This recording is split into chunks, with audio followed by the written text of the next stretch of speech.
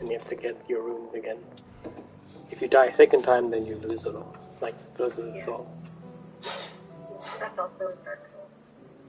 So, like, my character is alive because something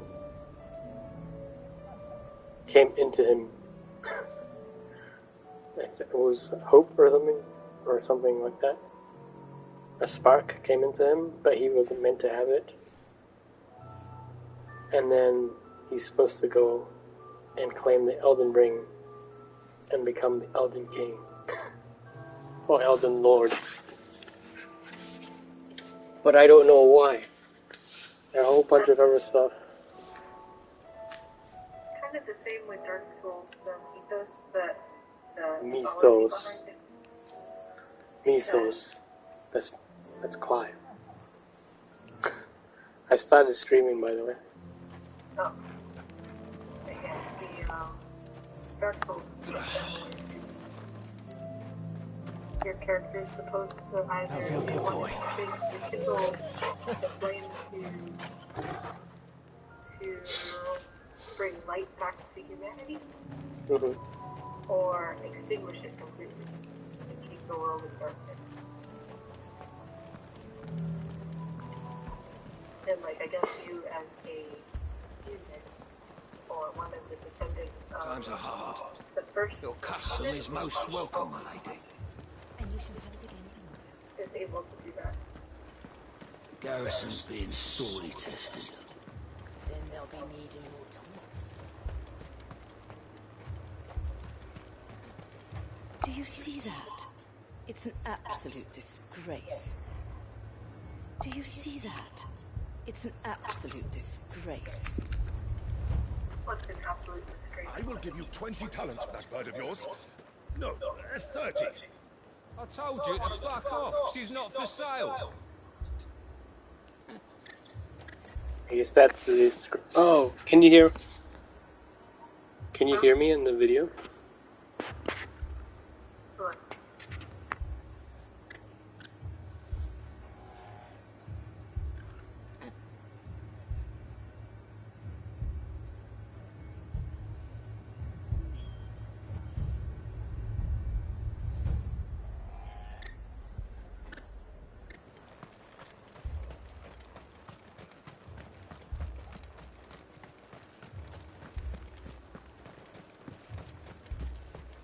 Where is everyone?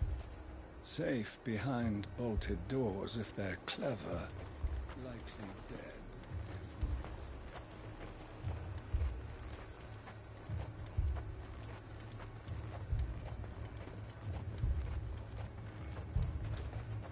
I saw it with my own eyes. The whole of Oriflamme under a flood. Then we're next.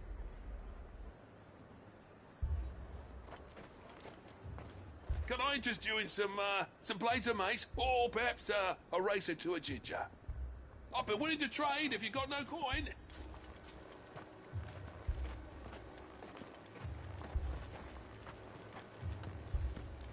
If there are ghosts in the Royal Meadows, then why isn't a garrison dealing with them?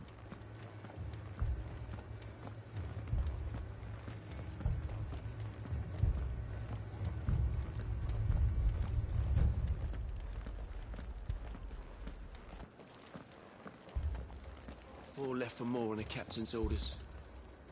Only 2 came back. God help us. You heard what happened in the capital? In Moor? What happens if the Aoife comes here too?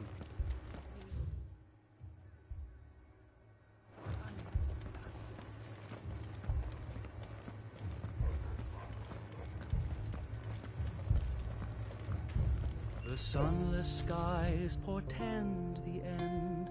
Our dragons all are flown.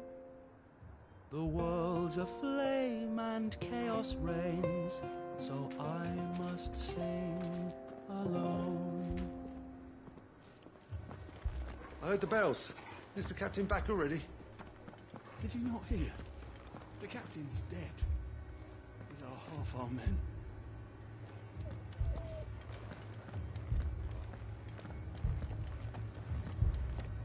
The 2 soldiers were carrying another. He didn't have any legs. What could do that to a man?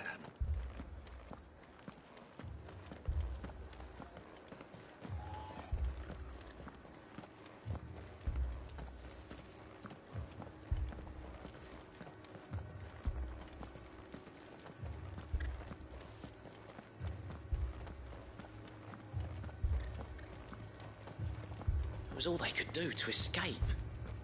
They just left the bodies there in the flood.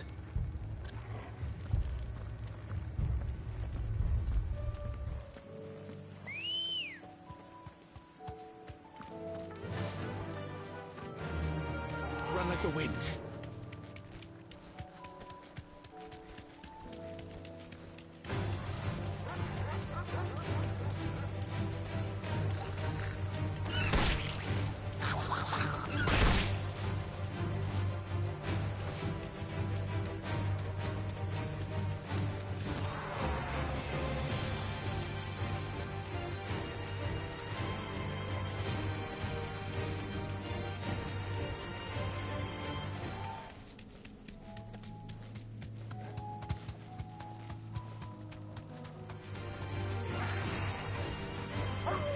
I can walk from here.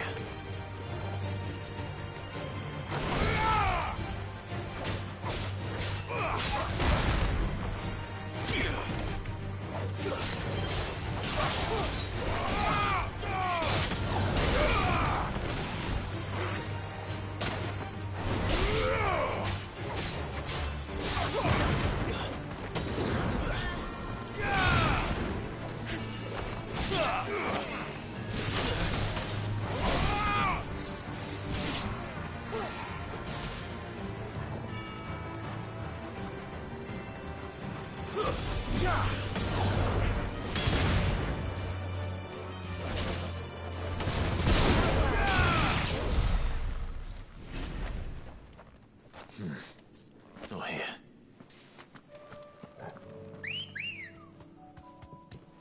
Let's go.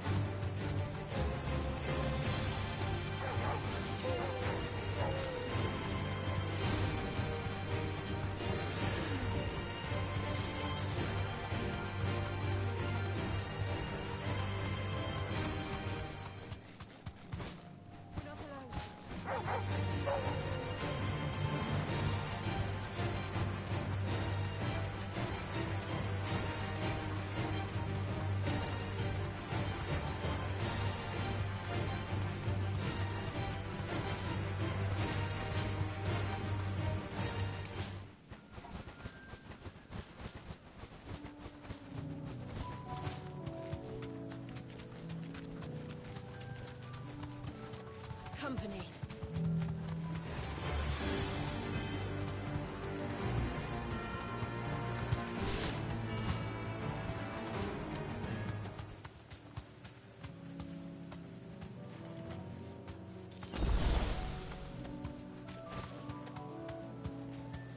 No need to ride from here.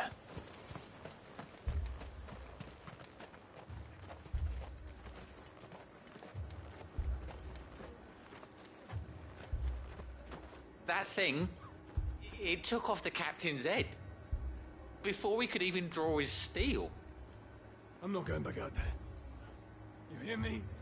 Fuck this!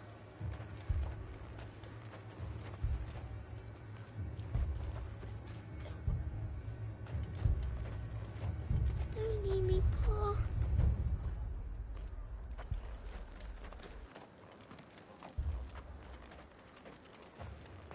What did we do to deserve this?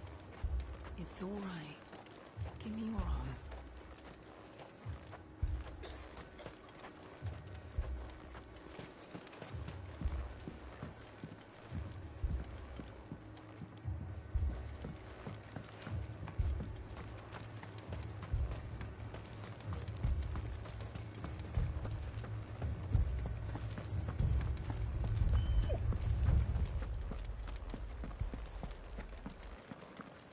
Four left for more on the captain's orders. Only two came back. I can't do it. I can't fight those things. But you can. You must. For me. For us.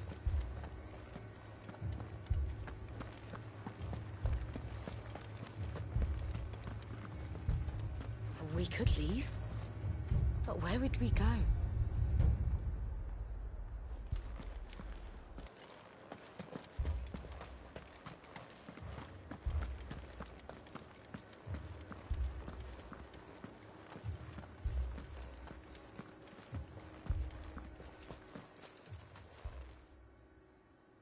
My lord. Milady. We received the dame's message. There have been sightings of strange creatures, I understand. With the blue eyes. Yes. Like a Kashik, but different. They've taken so many. I've lost count. Akashic, but different. Ultimus thralls. And what of your mistress? Is she here? Oh, no. She went to the garrison to ask what they were planning on doing about all this. Then we'll look for her there.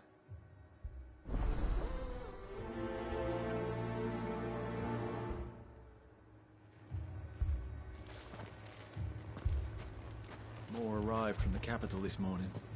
I know. They could hardly stand.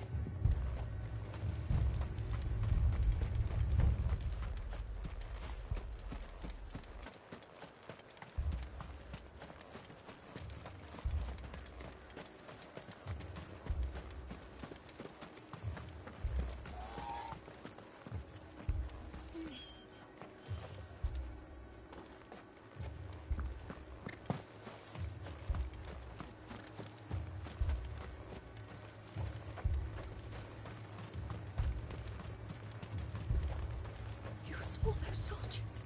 You saw their wounds. Whatever's out there. It's coming for us.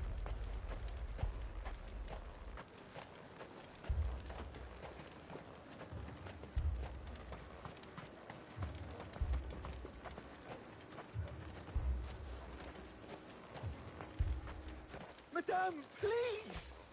Half the garrison's been slaughtered by those things. We lost the captain this very morning. We've tried requesting reinforcements, but there's been no word from the capital or the Dominion in days! What more would you have us do? I would have you do your duty. Those at the Vale look to me for protection. And protect them I shall. Because they are my charges, and that is my duty. In case you have forgotten, the people of this town are your charges. But more than that, they are your people. Your sisters, your brothers, your lovers. So you have a choice.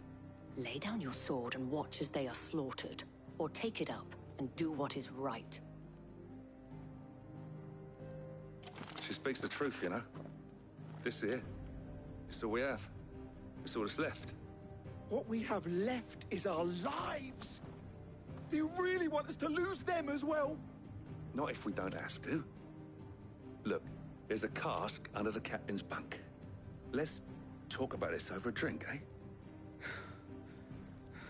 I'm listening. I'll have a word with him.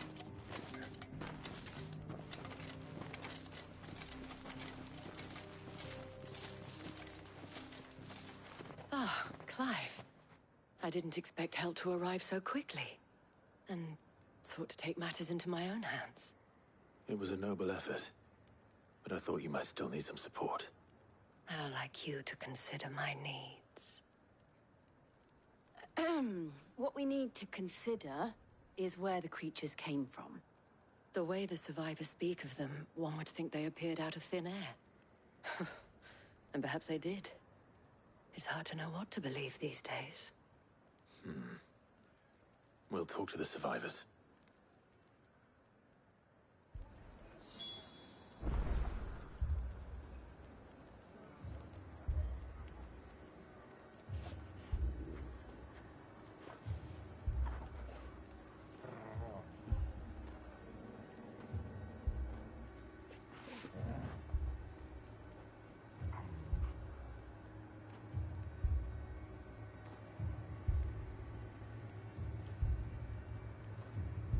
I can't entirely blame the men of the garrison for losing heart.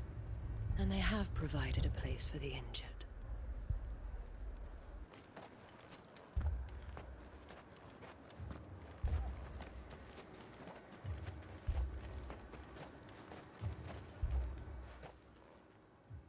You're a pikeman, yes? What happened? I've got family in Moor. I heard the flood was spreading, so I went to see if they were all right. And a pack of them glowing things found me in the meadow. I ran for my life. I never did get to the village. Leave that to us. But my family... they're still in the capital. I'm sorry, darling. I truly am.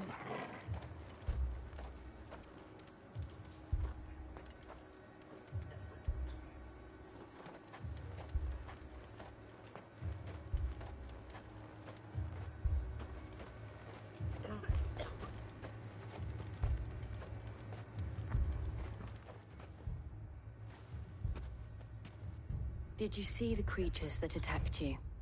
Creatures? Yeah, they came out of nowhere. They went for Joseph first, then me, and then they were just gone. Do you remember where you were?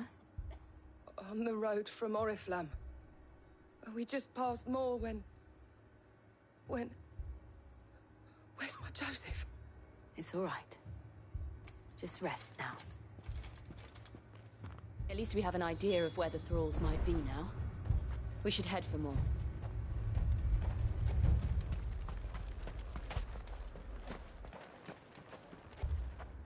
I assume you have a plan?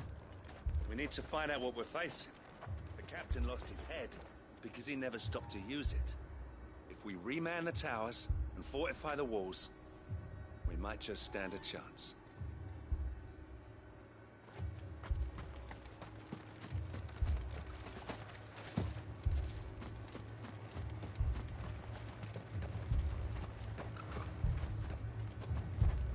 It was all they could do to escape. They just left the bodies there in the flood.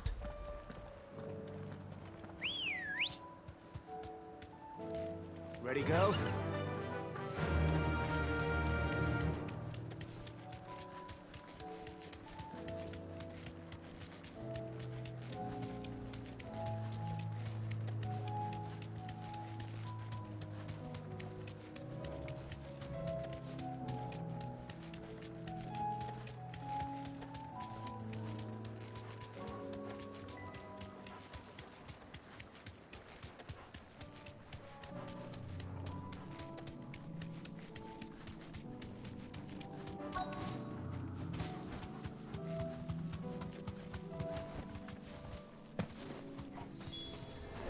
Clive, look. I see them. With me!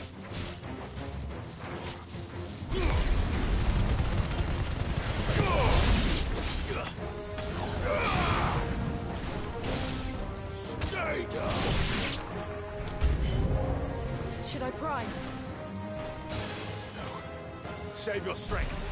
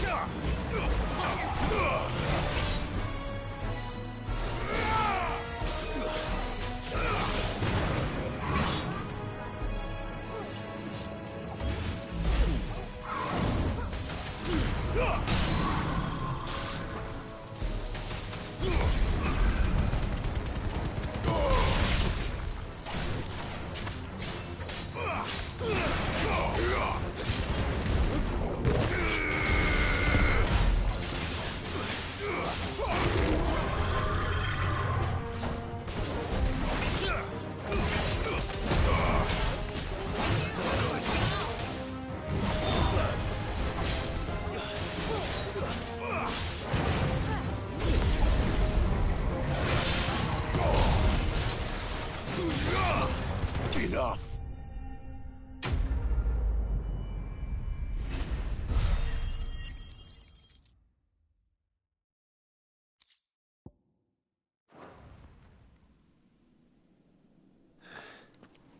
Do you think there are more? There are always more. But I'd say we've done what we can for the time being. Then we should let Isabel know.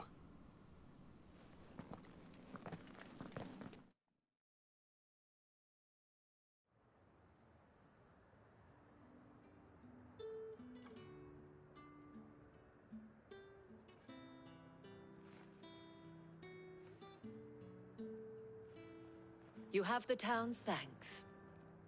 Don't thank us yet. There will be more. Many more. And you'll need to be ready for them. Oh, we shall. Isn't that right, Captain? Yes, milady. The garrison will be ready. Philippe here has convinced most of the men to remain at their posts. For now, at least. Hearing that the Dame would look kindly on any man who committed himself to the task certainly didn't hurt.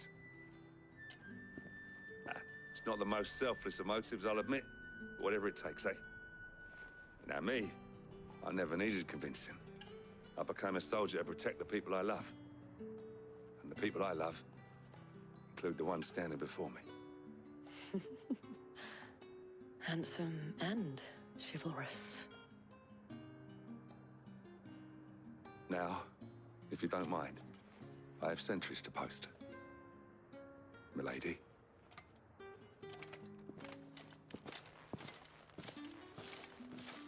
Lest you wonder, I'm not foolish enough to believe that this has solved all of my problems. But it has solved one, and that's one fewer than I had this morning. Thank you again, Clive.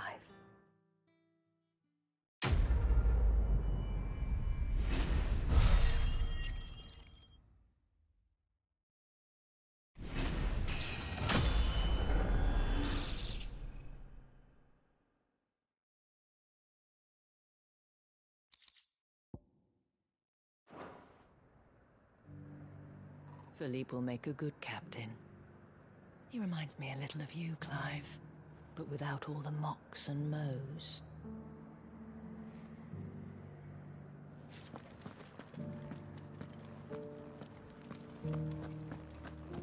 So many were injured. Those things I said before about not being able to fight. You didn't mean them. I know. That's not the man you are.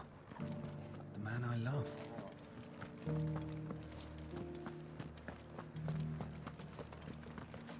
We're still alive, aren't we? Yeah, but only because of the Dame.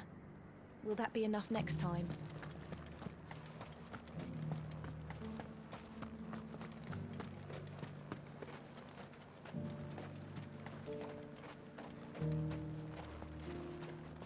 To the meadows, then. That's what the captain said.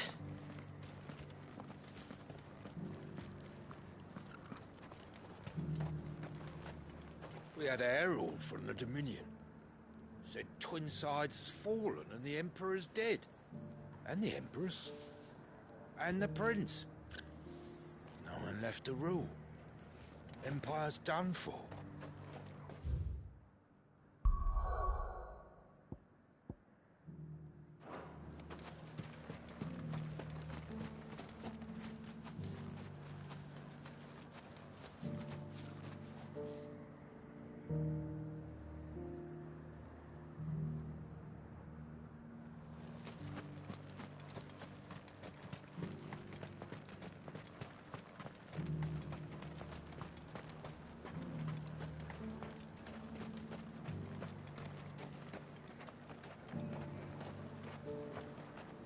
Some of us forgot why we were fighting, and for who, while some of us, never really knew.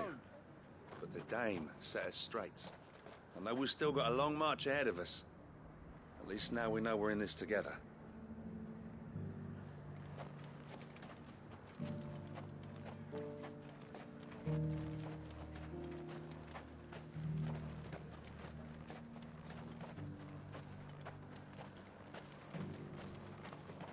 I left everything in the capital.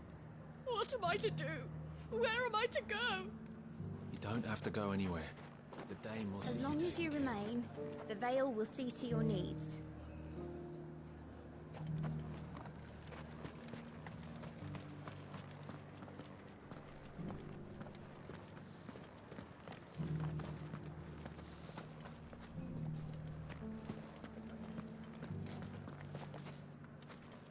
It's heartening to see that the Guard have rediscovered their purpose. I just hope they don't do anything stupid. We've lost enough people to those things.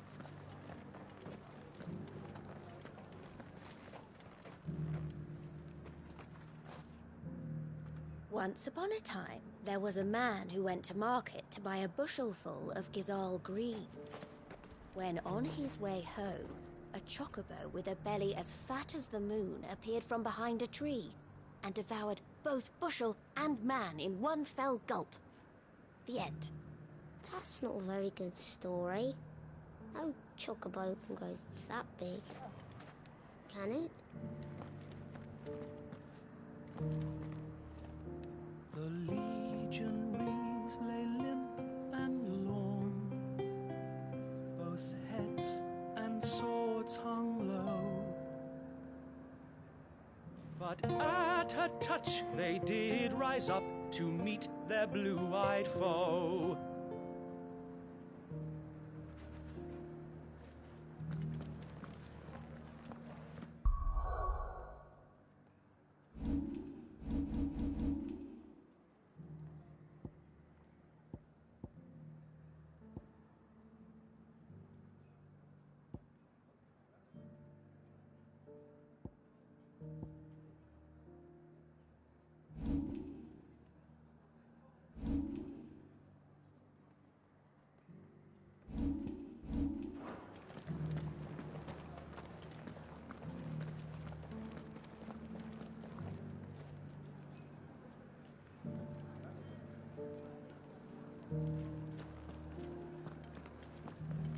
You needn't fret. The creatures have been dealt with. Yeah, but what if they come back? Is there anything we can do to help?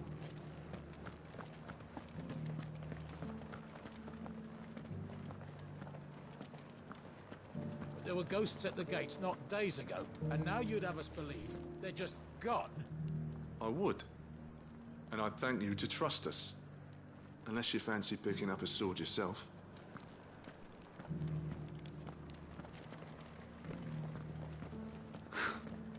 They'd have us believe these ghosts have been exorcised. Soldiers too craven to fight. Ha, stark naught, the lot of them. Weren't till a woman dealt them a swift knee to the stones that they came to their senses.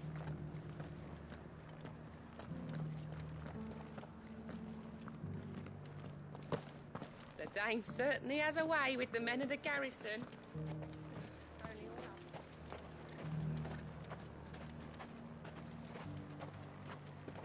I heard it was the Dreadworm himself that brought the fire down on the Dominion.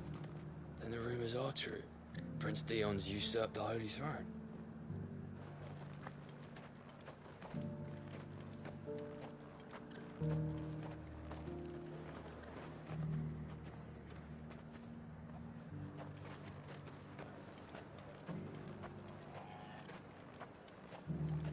I heard the dame got an icon to rid the meadows of those ghasts.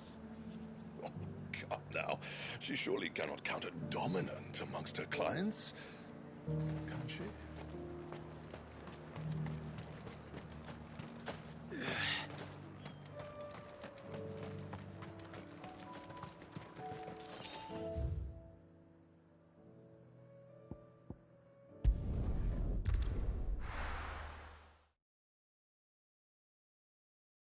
I'll be taking you all to a storehouse in the Bales.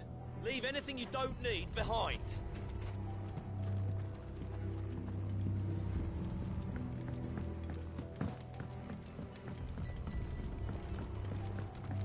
You know what you have to do. That his lordship's vultures should be found circling the village can mean only one thing. That he means to strike at us before we can strike at him. If you're ready, we leave at once.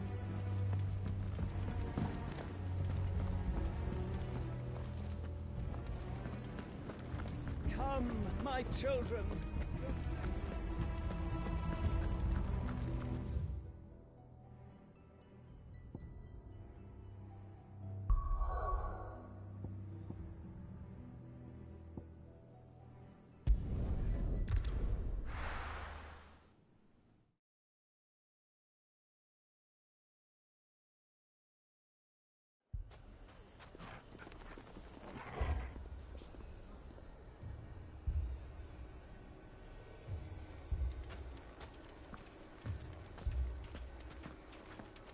Poor bastard.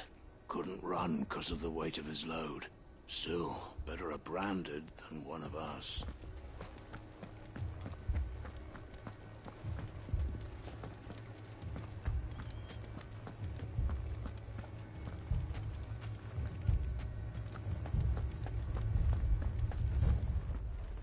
If you're wondering why Dalimil's in such a sorry state, you can blame the bandits. Them and the mercenaries who are guarding the gates. Though I can hardly fault them for running. Fighting would have meant death. Did for more than a few.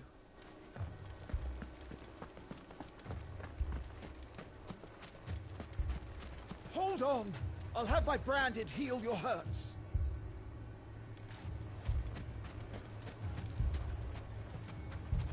They've taken everything from me. Everything! I want them dead!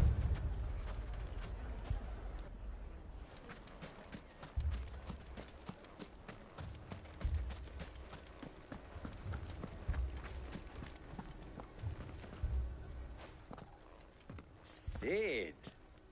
Your new companion appears much more formidable than your uncle. Should I be worried? You haven't been introduced. Jill, Clive has told me much about you. All lies, I'm sure. Your Stolas said that Dalimil has a bandit problem. Indeed. Although, you're a little late. They left with our food and guild days ago. Any idea where they went? The desert's a big place. Your guess is as good as mine. But the fact is, I have more immediate concerns. What did you say to me? What did you say? Ah, as if by magic. Let's just say we've yet to reach a consensus about how to solve Dalimil's little problem. And at this rate, it won't be the actions of the bandits which prove to be our undoing. It will be our own. I've tried reasoning with the dissenting parties, but even the Desert Hare has limits. Perhaps we could talk to them. What makes you think they'll listen to us? What makes you think they won't? She makes a fair point, Sid. And you won't have wasted much of your precious time if you fail.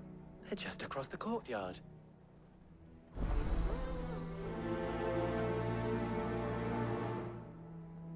Suppose we just follow the shouting.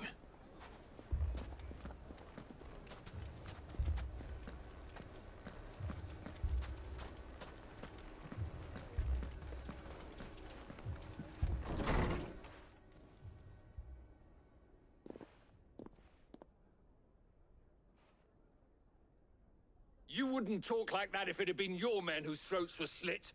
Blood for blood, it's the only way. We hire mercenaries and have them mount the bandits' heads on our walls as a lesson to the rest. And what happens when those mercenaries are slaughtered like your men? Are you going to hire more? We're better off using that coin to buy food and supplies. If we hire mercenaries, the only thing we're buying is the bandits' ire. And you cannot fill empty bellies with that. Do you hear me? But what happens when they come back? Maybe it'll be your throat that's slit. That's enough. Both of you.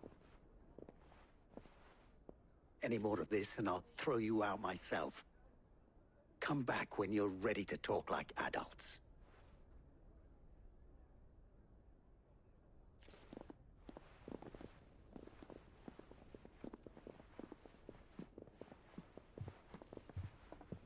Victor. What's he doing here?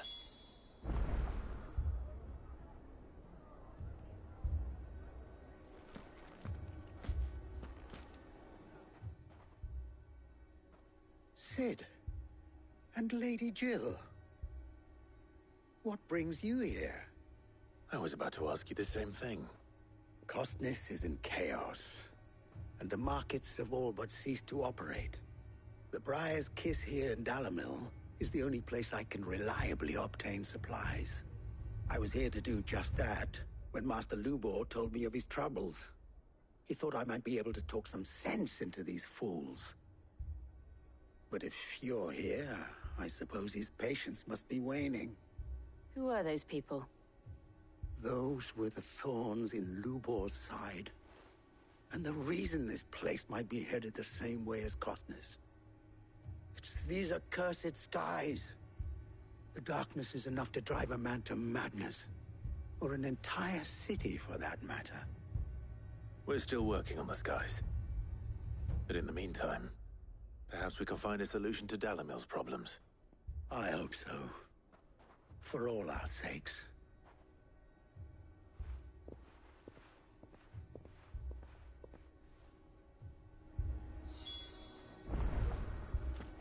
Haven't we had enough fighting? I know I bloody well have. The next time those two go for each other's throats, I'm parring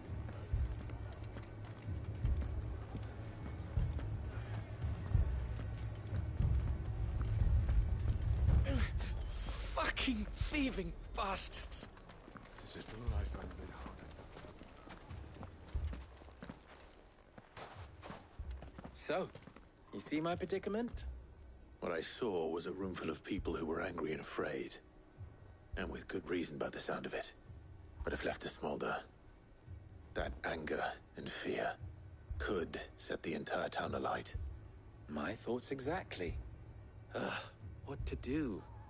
Both sides wish to protect their homes and livelihoods, if only they could agree on how. But as long as they are divided, we are vulnerable. And if there's one thing bandits like, it's an easy target. What would Sid the Outlaw suggest? Well, If it were my namesake. He'd let them choose for themselves, and be on hand to pick up the pieces when it all went wrong. That sounds like a recipe for disaster. A recipe for disaster is precisely what it is. But perhaps that realization would be enough to make them question the ingredients. While it's plain neither Conrad nor Natalie will countenance the other's proposal, it may still be possible to make them doubt their own. Before presenting them with a third option. And that would be? To pool our resources and save the city ourselves. Why fight each other? When all that fear and anger can be directed at the bandits. It appears we have a plan of action. Victor, pay Conrad a visit. See if you can't convince him of his folly. I'll speak with Natalie. As you wish. Your faces are not well known in this town. That may prove useful. Don't worry, Victor and I will do most of the talking. You need only play along. Play along? What he means to say is yes.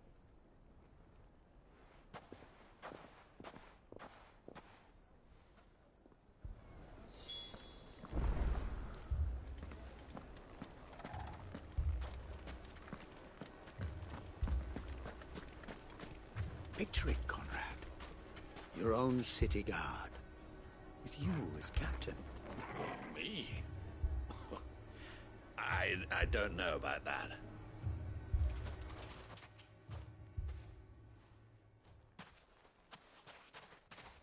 Ah, here she is.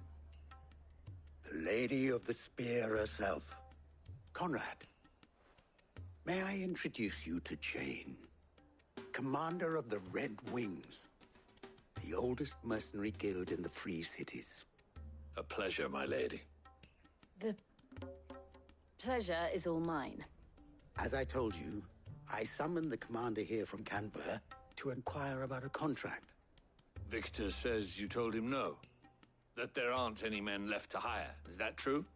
True as the crystals cracked. Nobles came and claimed every last one worth his salt. And not just from us Red Wings. You know of the 7 high houses. There must be 2 swords assigned each one. Granted, we have a few boys left. If it's boys you're looking for. Well, Conrad, are you saying that Dalamil's finest cannot defend this town better than a gaggle of unblooded striplings? That a band of beardless youths could better avenge the deaths of your brave men than you yourselves? Absolutely not. We'll show those bastards who they're dealing with.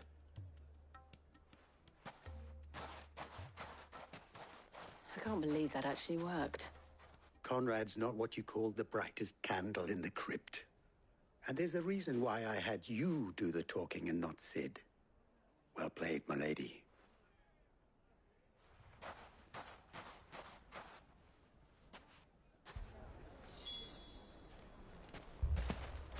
Next thing you know, Natalie'd be offering the bandits bed and board.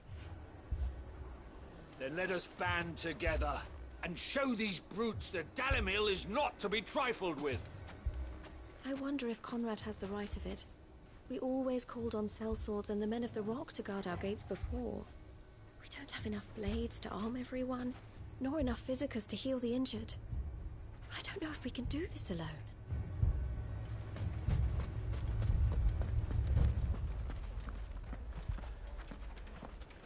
Oh, I'm ruined.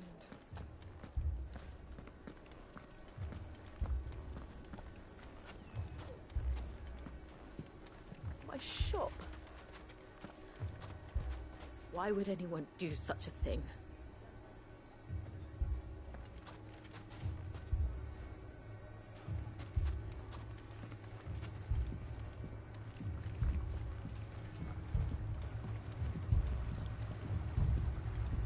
If I had my pickaxe, I would have... Don't get yourself worked up. You need rest.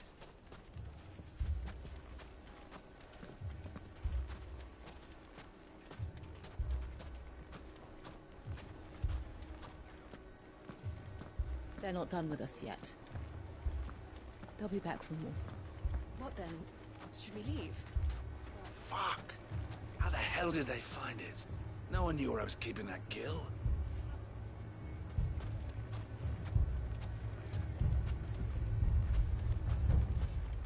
Damn it all! Why did Kupka have to go and get himself killed? He was the only thing standing between us and this.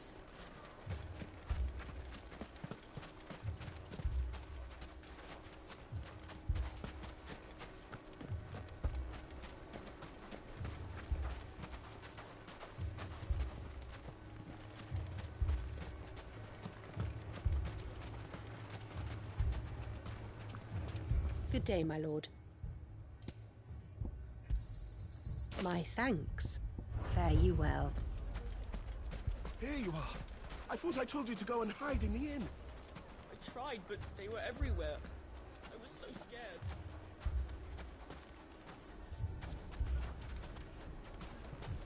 What's that Branded doing all on his own? Has he lost his master?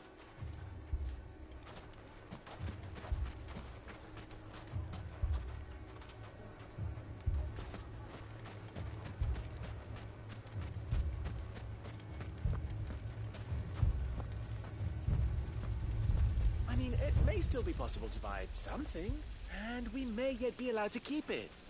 Yes, but... All this after the last sellswords we paid for proved themselves such reliable souls. You'd have us throw good gill after bad.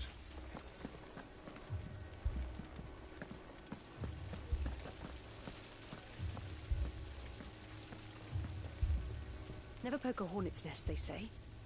Conrad's going to get us all killed. I agree with Natalie. We mustn't do anything to provoke them. Ah, here he is now. Natalie, allow me to introduce Lord Underhill of Randalar's prestigious League of Merchants. Lord Underhill. At your service. Underhill? I was just telling the good lady of our conversation, my lord, and how you were lamenting the state of the capital's stores. Lubor says that not only are the granaries almost empty, but that war and the Blight mean this season's harvest won't be enough to fill them for winter. Indeed, certainly that is the case. The nobles in the capital are buying up the city's stocks of barley and wine, driving the prices higher than most commoners can afford. It is only a matter of time before the peasants revolt. It is worse than I thought. If what Lord Underhill says is true, I fear we have little hope of supplementing our stores, meager though they regrettably are. And while I applaud your endeavors to dissuade our more bellicose citizens from seeking vengeance, I sense Conrad is not wrong in his assessment of the bandits' likely return. Which means that now, more than ever, we will need to secure what little we still have. Food, weapons, herbs, everything. If our humble town is to endure not only this hardship, but those that are certain to follow, we must stand united. All right. If it will help to protect my home, I'll do it. But you needn't have gone through this charade.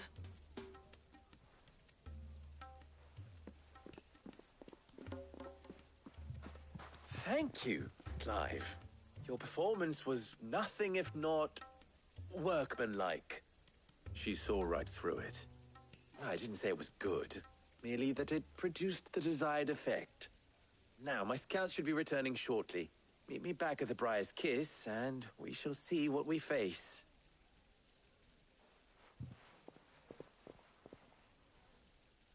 I'm not convinced our roles in this ruse were entirely necessary. I don't know. Conrad seemed quite taken with you. It appears I have no choice but to do what little I can to defend what little we have. But I would not see any unnecessary blood spilt. We need a plan. There's truly no chance for us to restock our supplies.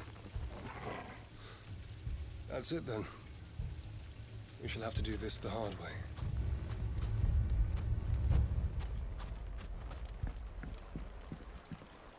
Mummy, I'm scared. What if the bad men come back? It's all right.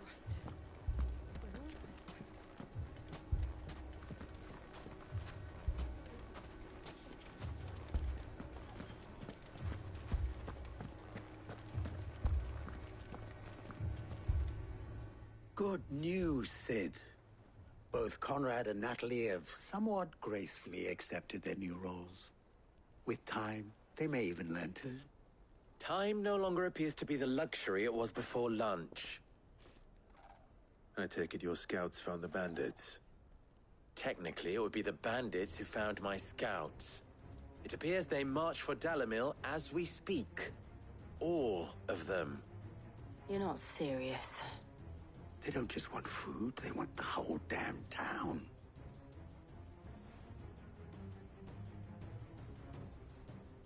I have a favor to ask. I'm told the bandits march in 2 groups, one from the south and one from the desert, in a move doubtless intended to stretch our already gossamer-thin defenses. Very well. Jill and I will meet those from the desert. But what of the rest? The rest, my friend, the city shall fight. Together. Mistakes, I concede, are high. But if this does not unite Dalamil, nothing will. That is a lot of faith to put into those who had their hands around each other's throats but a moment ago. Then it will be for us to see that their hands are kept occupied. And I do mean us. I thought you might say that. We'll hold them off for as long as we can. And we will do the same.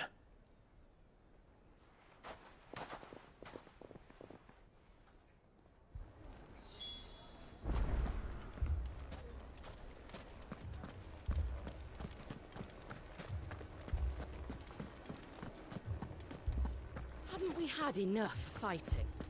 I know I've got next time those two...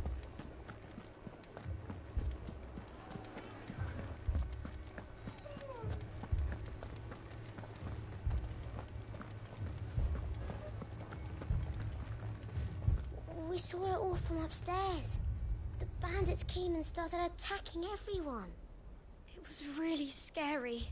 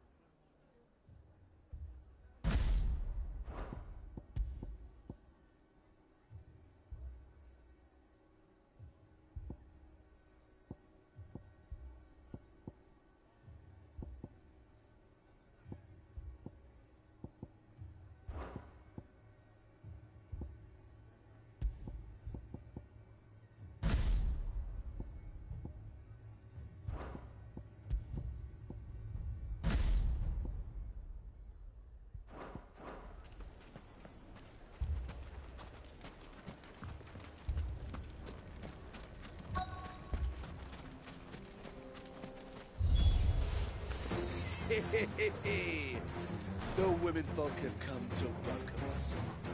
I'll take that one. It's all yours.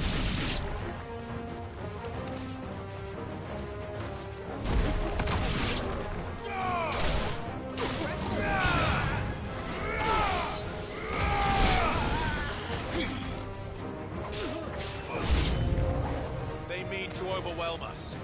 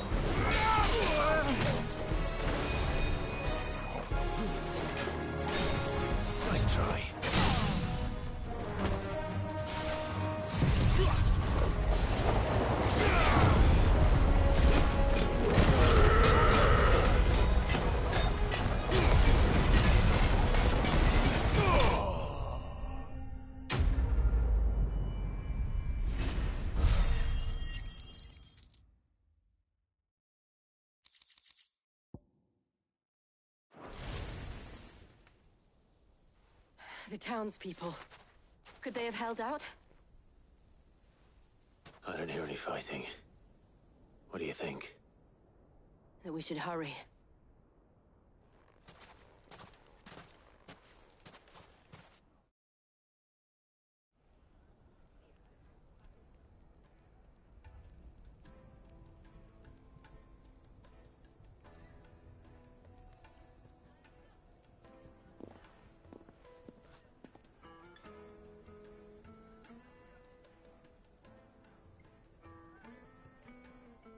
Natalie, I owe you an apology. You did well out there. The inn would have been lost had you not held the line. Without you, there would have been no line to hold. You saved us, Conrad. You saved Dalamil. We all saved Dalamil.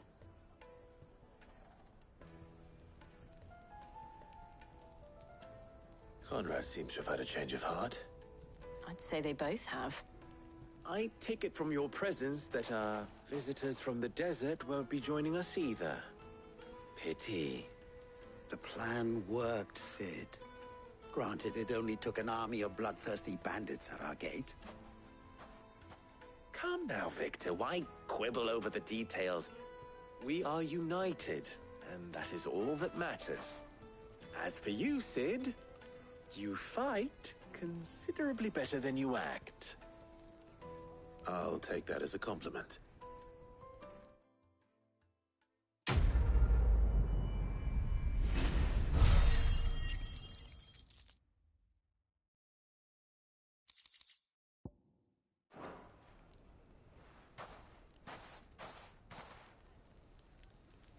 Our friends seem to have things under control.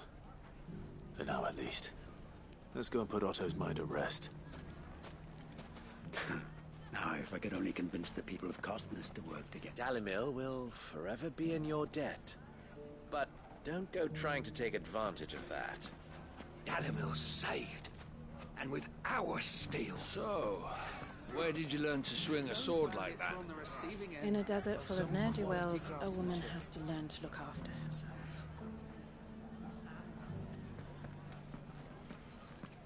The bandits may be no more, but look what they've left us with. We have a hard time putting this place back. Mummy, are the bad men going to come back? No, darling, they're not. Never again.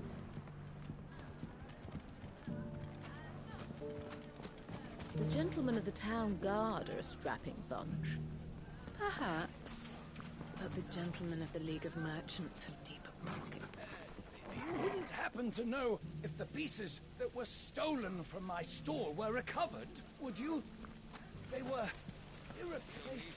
Hard if we're to restock the stores those brigands plundered.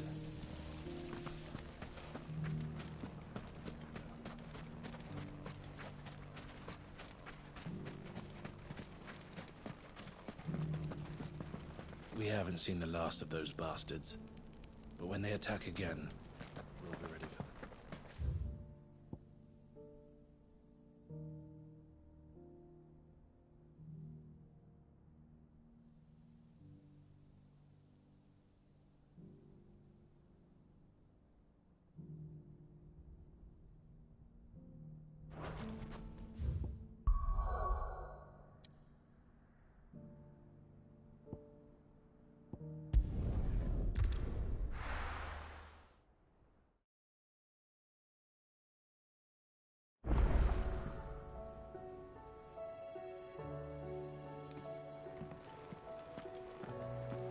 I'd be happy to tell Otto everything that happened.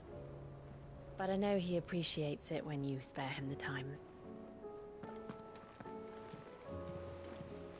A youth claiming kindred with your old commander arrived earlier this morning. Well spoken. And handsome, too. More than a few of the girls and boys have taken an interest, if you get my meaning.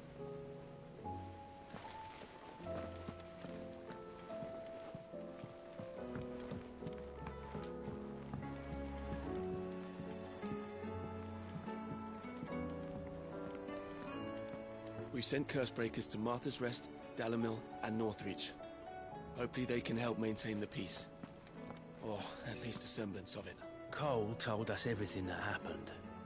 It's a bit of a worry that both the Republican and Imperial armies are in disarray. But it was good to hear that the people stood their ground. I pity those in the villages. Welcome to the Patron's Whisper. Come to claim your just desserts? Here you are. Come again. I may have more for you.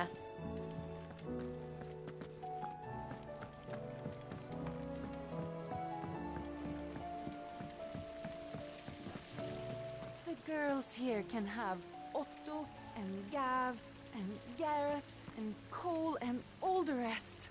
My heart beats for another. Now, if only Lady Talia would let me into the infirmary to see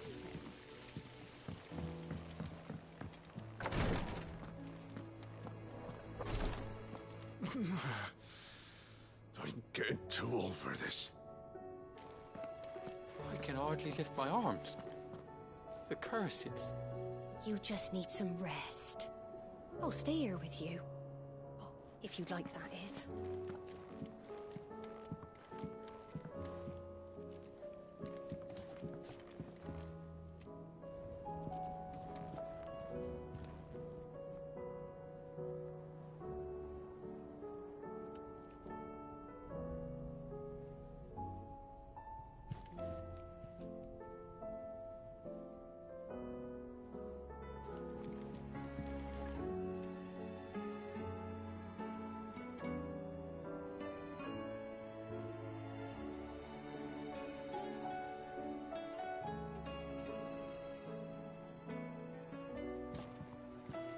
The injuries suffered by both your brother and the prince were bad enough. But that wound above Joshua's heart is unlike anything I've ever seen. Were he not a dominant, I fear he would have succumbed to it long ago.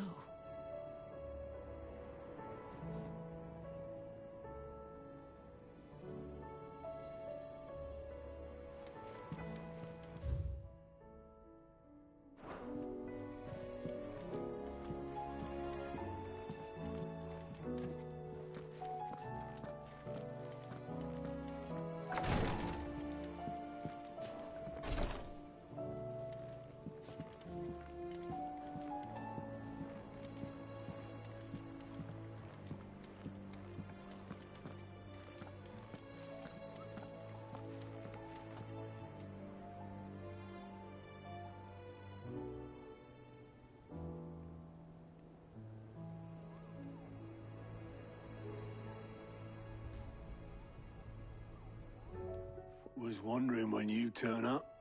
Had owls from all our friends thanking you for your timely intervention. How is it you always manage to arrive at just the right moment? Luck, I suppose. Any word on the rest of the realm? Let's see. Storm's still crying out for mother crystals. The nations are still in chaos. And the skies are still the colour of a kick in the kidneys 2 days on. So... Right. Clive, we knew this was going to happen.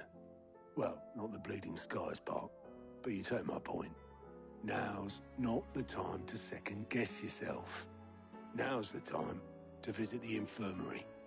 Talia says your brother's awake. Thank you, Otto.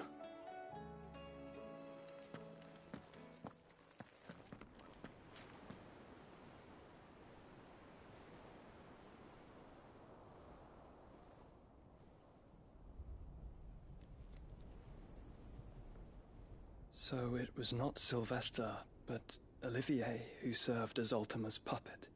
And when Dion learned of this, he sought to slay the fiend.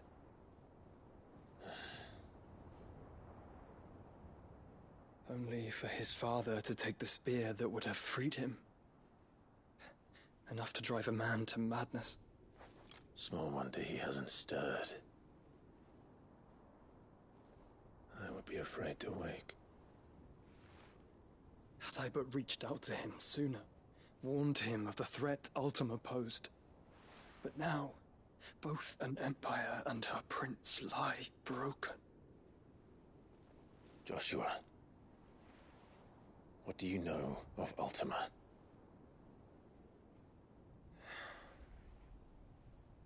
Very little, I'm afraid. Despite my best efforts. 18 years ago, as I lay buried beneath the rubble of Phoenix Gate, 'twas not death who came for me, but another. And it was while in my rescuer's care, I first heard of Ultima. I've been chasing his shadow ever since. Ultima is driven by some deep, dark purpose, and for whatever reason, it would seem you are crucial to his designs. He will stop at nothing to have you. Even if that means toppling an empire. But why me? What possible use could I be to such a creature? That is one of many answers that have eluded me. Yet, I am certain of this. It is not mere chance. You were chosen for a reason. All dominants carry within them the might of an icon. Nigh limitless power that is at once acutely limited. I wield fire, and only fire. And I only ice. 8 wardens for 8 elements. But you, Clive. You are different. You're special. Your abilities begin with the flames of Ifrit. But they do not end there. The fact Ifrit can even exist goes against everything we thought we knew of dominance. Perhaps Ultima has been waiting for one such as you, whose potential is truly limitless. I've encountered that thing several times now. If it or he, as you say, needs me, why hasn't he claimed me as he did the boy? Were I to hazard a guess, I'd say the two of you are somehow incompatible. His mind not properly attuned to your body. His mind? Mind, awareness, spirit, call it what you wish. But I believe Ultima to be an embodiment of the concept. This is why I struggle and fail to contain him here inside me. I'm sorry. Inside you? With every setting sun, I feel my strength wane. And though the Phoenix's flames mend the prison I have made for Ultima, they do so at a cost. We must find a means to bring an end to him before I meet my own. What were you thinking? It was that or let him take Clive. And I've always had a soft spot for my brother. But that doesn't mean you should sacrifice yourself to save me.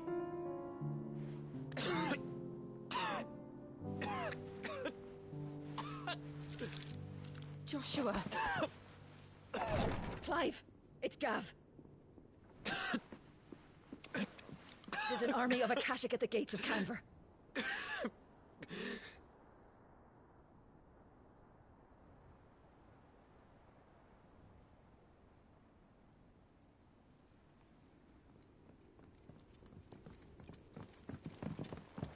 Well, what's the short of it? It's all Tyre told you.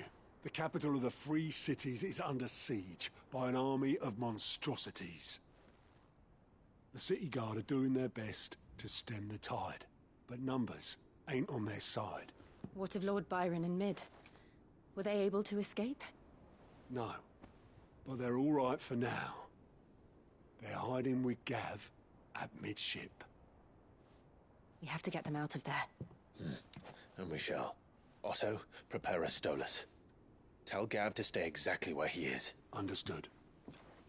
Vivian, what's the swiftest route to the Free Cities?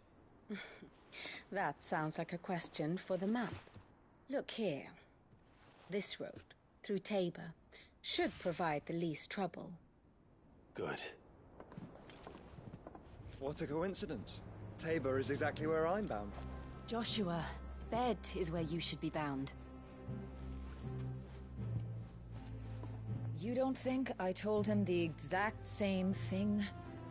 Were Tyre not such a talented healer, I would surely have been inclined to agree. But, thanks to her ministrations, I feel I may safely rejoin my attendant, who was to wait for me in Tabor if we became separated. All right, we travel together. Clive. If he stays close to me, he'll be fine. Thank you, brother. I'll look after him.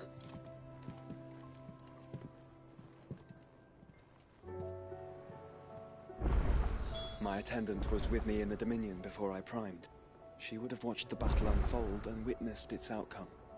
I trust you'll be waiting for me in Tabor, where I can finally introduce you. You know how I feel about this, but your brother's stubbornness knows no bounds. I'm starting to think it runs in the family.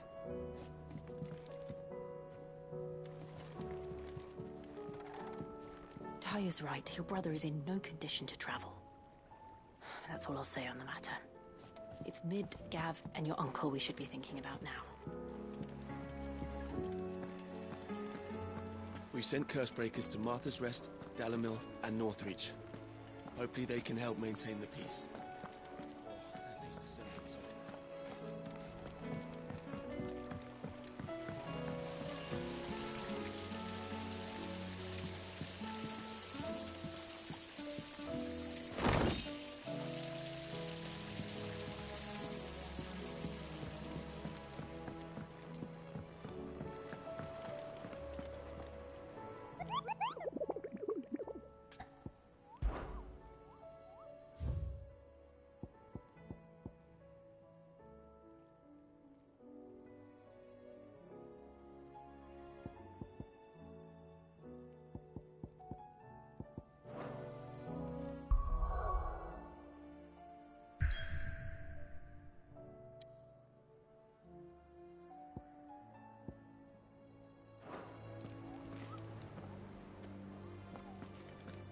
Do you like being struck by thunderbolts from on high? Then don't let anything happen to me.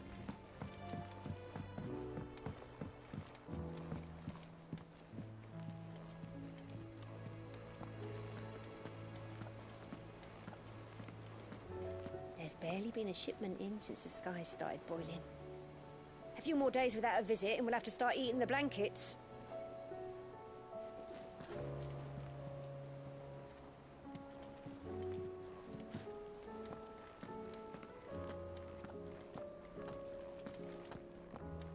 Mother, save us. Might be hard now there's only one. Then we're all doomed.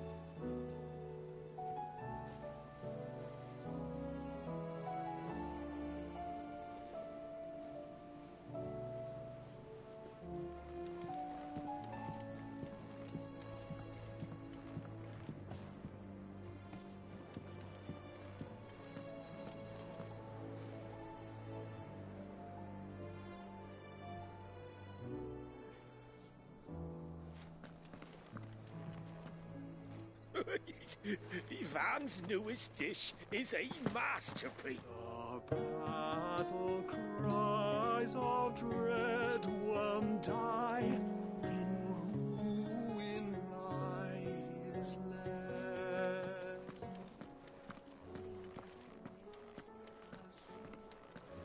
A glimpse, so spirit still. Unanswered call, a prayer.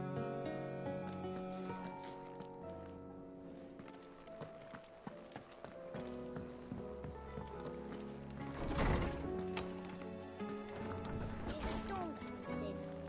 Will there be thunder?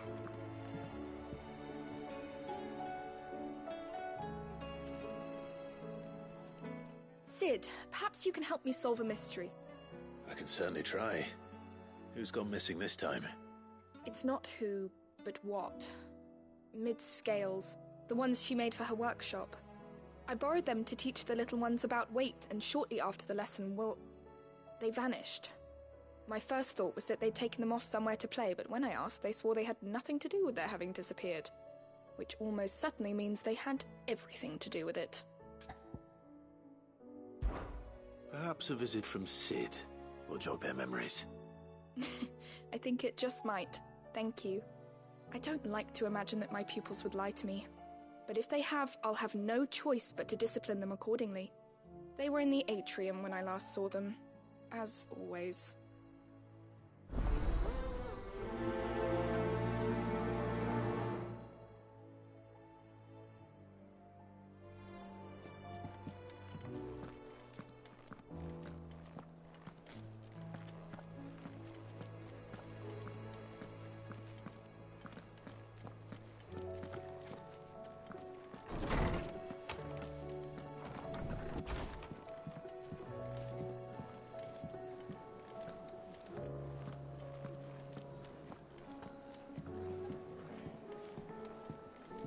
Oh, that blasted book.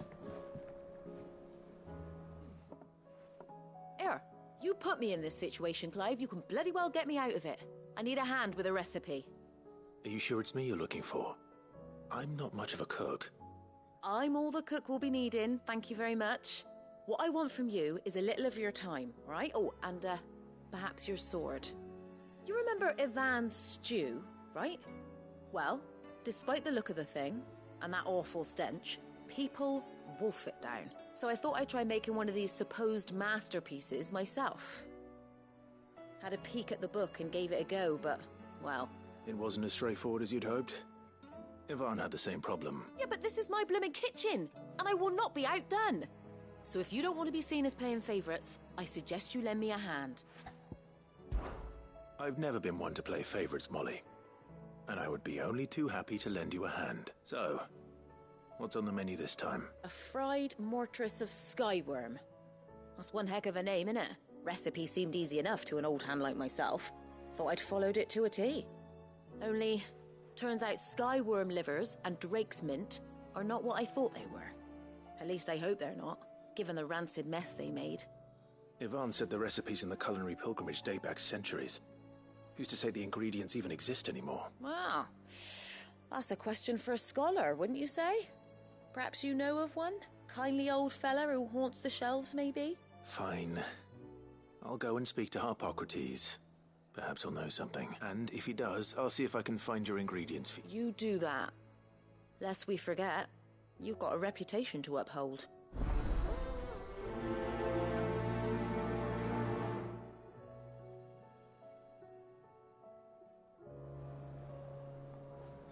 Seems the hideaway's lost its appetite. Can you blame them, with the skies as they are?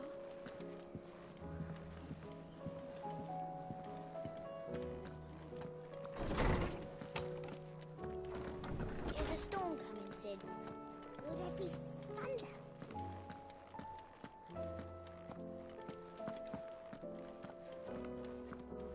Sid, did you know that chocobos are far more resilient to the effects of ether? Lawsman Harpocrates. I've come to pick your brain if you don't mind. It's about the book you lent Ivan. Ah, Valisthea, a culinary pilgrimage, a classic. One of my favorites, in fact. The young man did a wonderful job with the Chance's stew. I do hope we shall be able to sample more such marvels in due course. That's actually why I'm here. I don't suppose you know where I might find skyworm livers and drake's mint. Ah, so the fabled Sandbrequois delicacy is next on the menu. Delightful. The descriptions of fried mortress never fail to make my mouth water. Now, skyworm is a somewhat antiquated name for the wyvern, their ground livers being the paste from which the mortress is made. Dragon livers. How very Sandbrequois. One would have thought the disciples of Bahamut would have a touch more reverence for their icon's brethren, but apparently not. I believe the specific dragon the recipe demands is the blueback wyvern, said to be the very color of the sea beside which it resides. So we know where to look for our liver. But what about the drake's mint? Saint's bonnet in contemporary parlance, a herb which grows along the North Reach coast. I gather that one can locate the cheerful yellow flowers by their heady scent alone, so I'm sure you'll have no trouble finding them. I may add that people once believed game was best served with the flora that sustained it in life, in which regard fried mortress of skyworm is undoubtedly a typical dish of the time. Meaning that if I find one, I find the other. To Northreach, then. Best of luck, Clive. And do save me a bite once the dish is complete.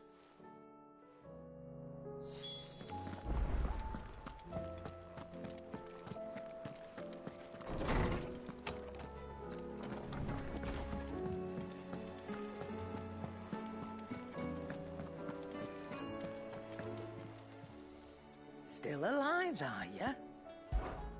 Go on, then. It'd better I'll be here.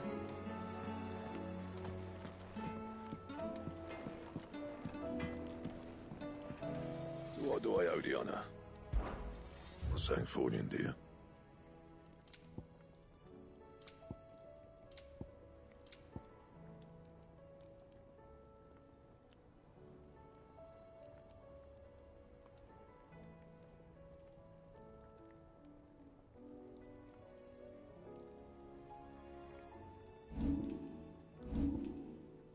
And?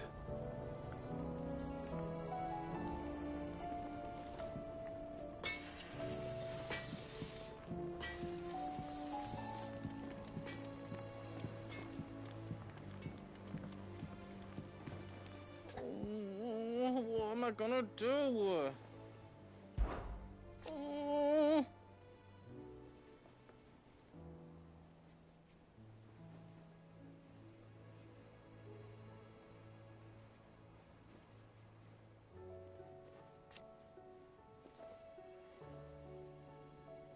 But no more.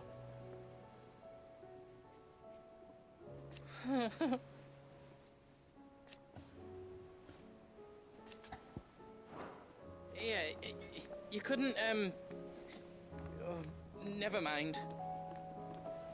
What am I gonna do?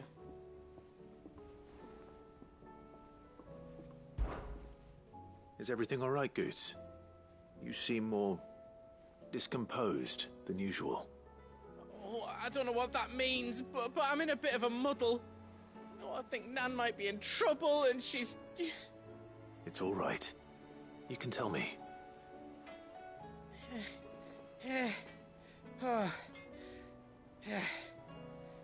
There was a trader came by. One of our usuals, like. Said he'd heard some rotten rumours about her down Dalimil Way. Folk are saying she's been selling to bandits and cutthroats and that. I mean, she's fond of a chance to make a coin or two, aye, but she'd never do business with baddies. Especially not the kind who go hurting people who haven't done out. I wanted to ask her about it myself, but I'm scared she'll give us a tongue lashing. She'd never give your tongue a lashing, though, would she? Don't worry. I'll speak to her. Oh, thanks, Clive. You'll let me know what she says, won't you? Of course. I'm sure it's all just a misunderstanding.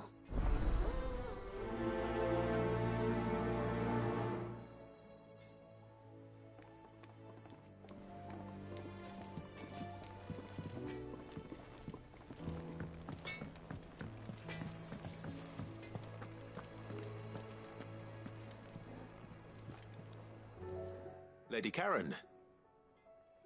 How's business? Not nearly as foul as the weather. You're doing good trade, then? Can't complain. Wait. What exactly are you getting at? Not once in 5 long years do you pay my affairs half a care. But here you are today, raking me over the coals like a bloody popoto. Just asking. Out of interest.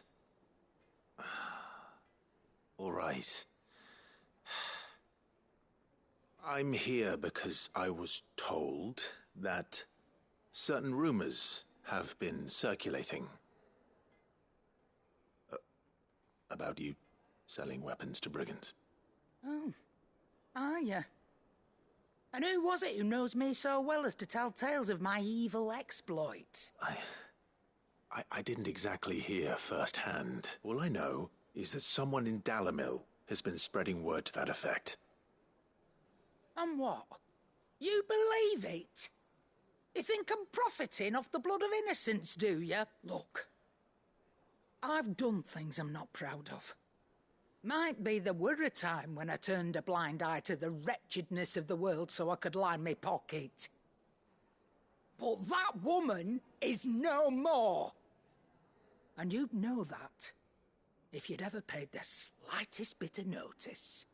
You're right, Lady Karen. I apologize. It was wrong of me to doubt you. Aye, it was. Now, I reckon you've got better things to do than pointing your do-gooding finger at a poor old woman. Of course. Good day.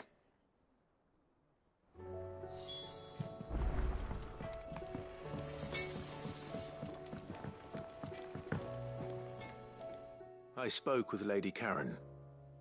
What did she say? That the rumors were unfounded, and that I was a fool for thinking they might hold any truth, along with some other things that made her feelings clear. And while it sounds like she may have done things she regretted in her past, she says those days are behind her. Oh, well, that's good. I knew Nan wasn't caught up in out bad. But why would people say she was? What did she ever do to them? It's not right. No, It's not, but people do things for all sorts of reasons. I'm going to find out. That trader, he said they were all talking about her in Dalimil, so that's where I'm going. I'll find someone who'll tell me. Are you sure that's wise? Whoever's spreading these rumors means Karen ill. Oh, right. Well, that's why you'll be coming with me, isn't it, Clyde? I suppose it is.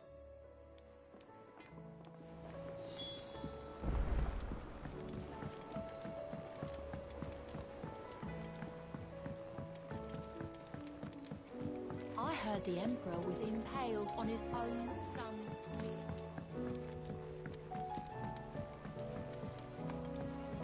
We're all gonna die! You hear me? The Akashic are coming and they won't stop!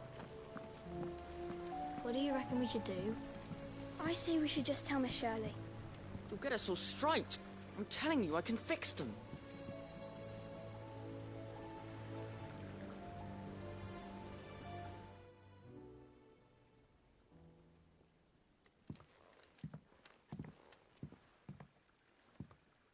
Sid!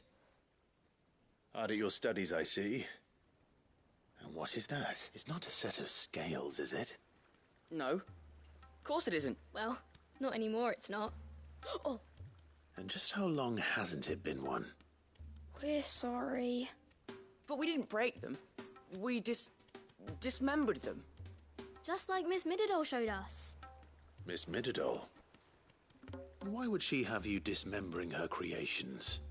Because that's the only way to become a ninja-neer. Miss Mididol said, the best way to see how something works is to take it apart and put it back together again. Well then, your work is already half done. Carry on. About that. The taking apart was easy enough, but it's the putting back we can't work out. Speak for yourself. The heavy thing goes at the bottom. Then...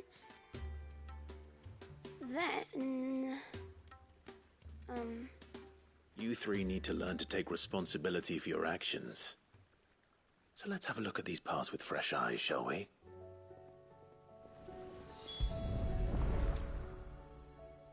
All right. Everything here was once part of Miss Mididol's scales. Every piece has its own role to play, and each is just as important as the others. If even one of them is missing, the scales won't work. So let's think about what those roles might be. You already know one of the pieces. The body. Its role is to support everything else. But what of the others?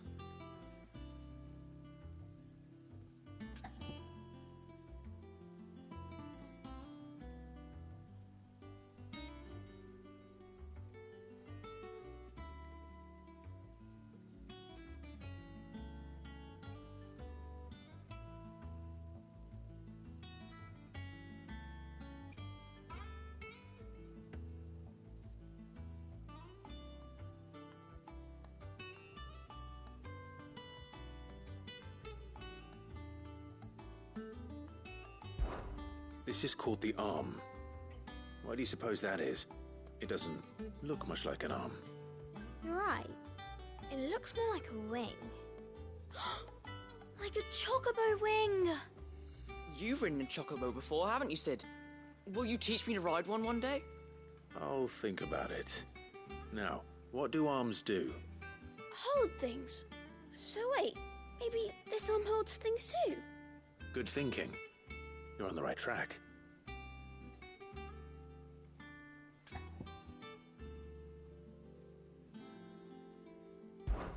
These round parts are called the pans.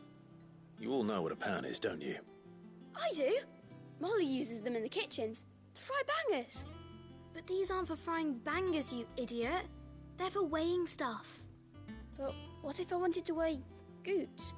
I don't think he'd fit on that little thing. Probably not. What are the chains for? Holding the pans up? Well spotted. Which means something must hold the chains up in turn.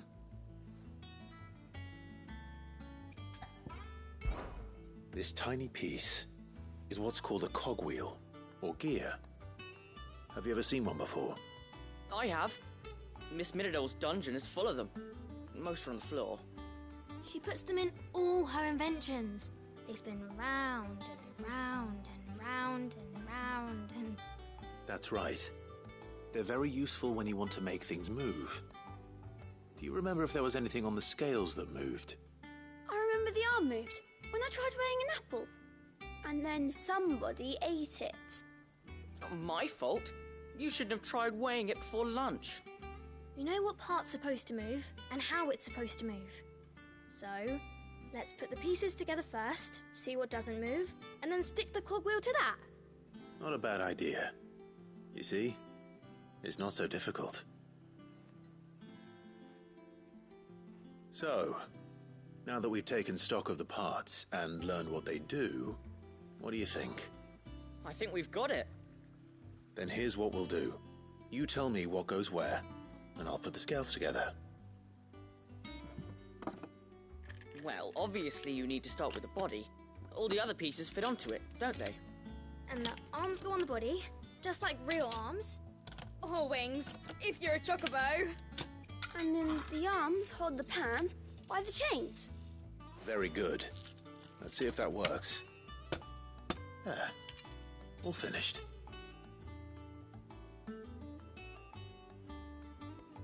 Yes! We did it! Well, with Sid's help. Oh, I just put the pieces together. It was you three engineers who showed me how. That's right. We're Miss Mididol's hairs. Her hairs? Yeah, hairs for the future. She's showing us her secrets now, so we can help out the hideaway when we're older. What do you think, Sid? Are we almost ready? With a little more help from Miss Mididol and Miss Shirley, I'd say it won't be long at all. You hear that? It won't be long. Until then, though, do try to be honest with Miss Shirley.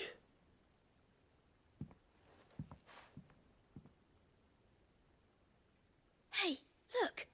We never used the cogwheel. You don't think Sid forgot about it, do you?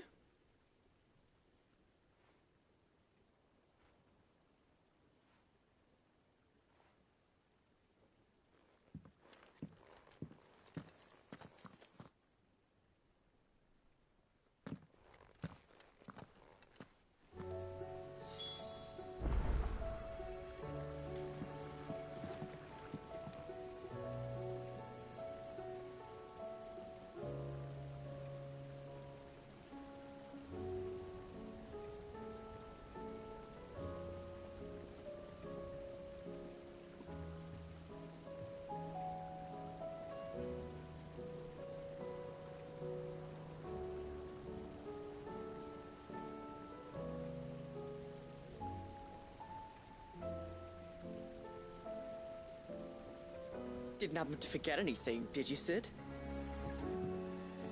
Didn't happen to forget anything, did you, Sid?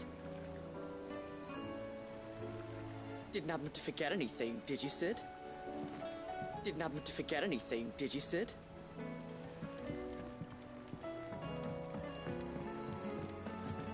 We've received word that the displacement stacks have arrived safely in Canva.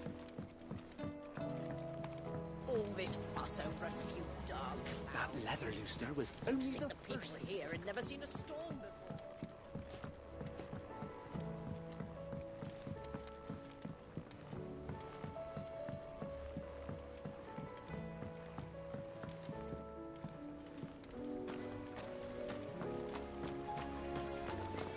After Drake's head, I was beginning to wonder if you'd lost interest in Sid's grand scheme.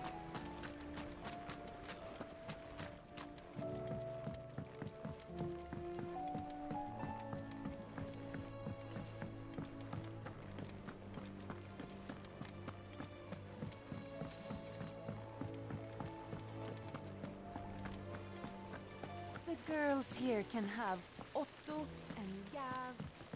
Is there anything we can do? Doesn't feel right sitting around waiting for the world to right itself. IB Goat has some work. That, or you could join the curse break.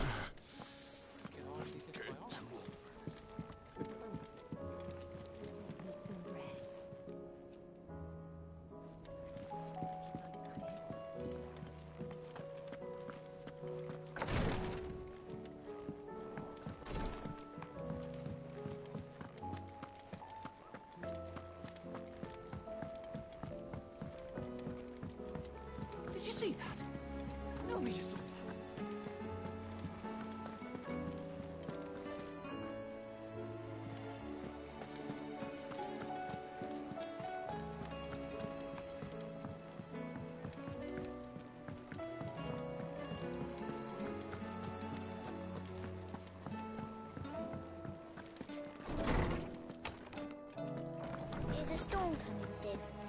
Will there be thunder? Well, did you solve the mystery? It was as you thought. The children had the scales, or they dismantled them to see how they work. Oh, no, Mid will have my head. Thankfully she won't. This might even have been her idea, although I was the one who ended up teaching the lesson. I'm so sorry. I shall see that the children are properly punished. Please, there's no need. Mid seems to have taken the three of them under her wing. She'd have them follow in her footsteps. I see. Sid, do you know why Mid has been spending so much time at the hideaway of late? She told me it was because her studies have been interrupted by events in Canva. Is that not true? No, it isn't. The university offered her a commission. In exchange for full tuition, room and board, they asked her to oversee the design of several new war engines. To anyone else it would be an opportunity, but to Mid, who lost both her parents to war, it was a bitter pill. One she was none too keen to swallow. But that should come as no surprise. She's only ever cared about bringing people hope. The very last thing war can be said to do. Which explains her heirs. She's working to give them a better life. And so should I. What's the odd engineering lesson? Oh, you've given them far more than that. And I'm sure they're very grateful.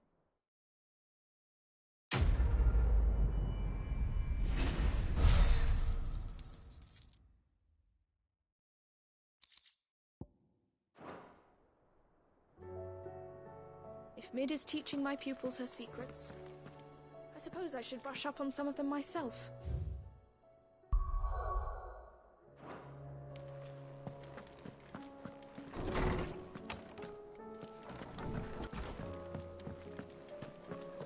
It seems the hideaway is lost. Did you see the pair that got hauled into tires? All their fancy silks.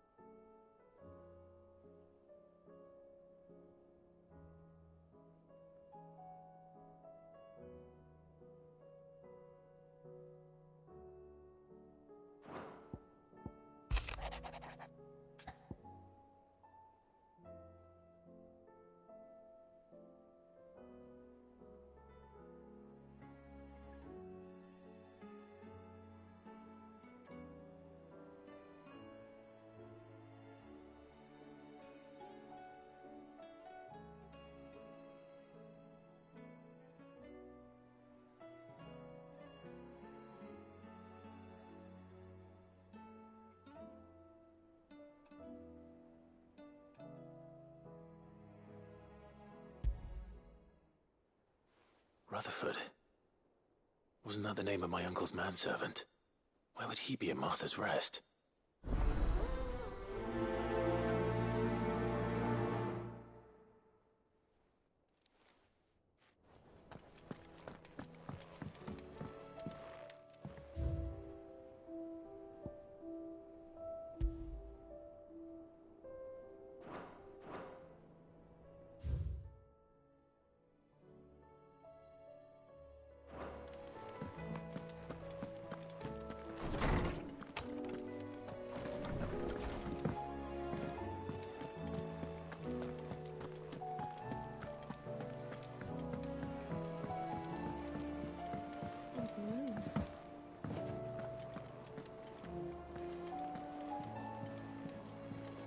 There's barely been a shipment in since the skies started boiling.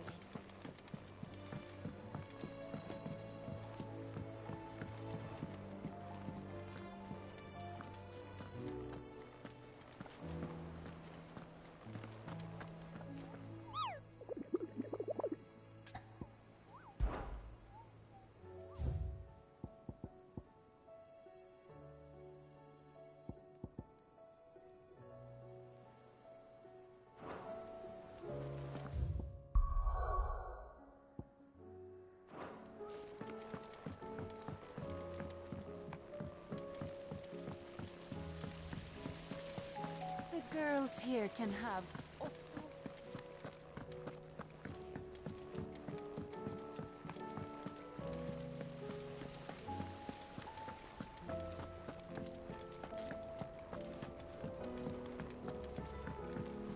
We're all gonna die!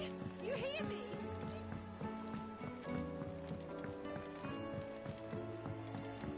I heard the Emperor was impaled on his own sons.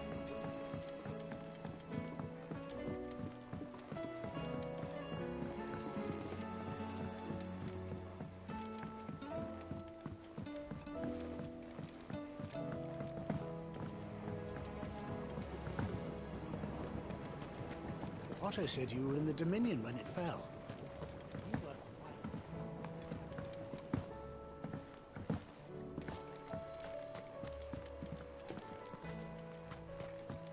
What'll happen to the gardens? Too many more days of this.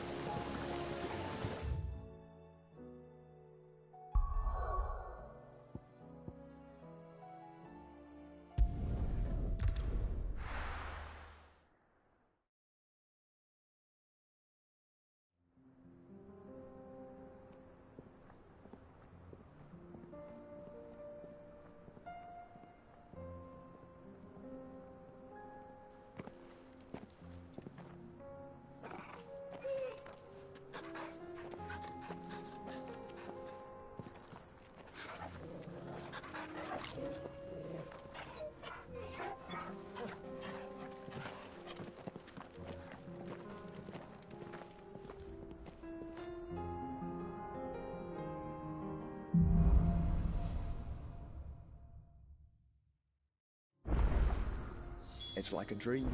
The four of us out walking like we used to. Enjoying this, are you? Gav and the others could be in danger as we speak. You're right. I'm sorry. Yote is a fine scout. If Canva was attacked, she will already have begun gathering information. Tabor isn't far. We should pick up the pace.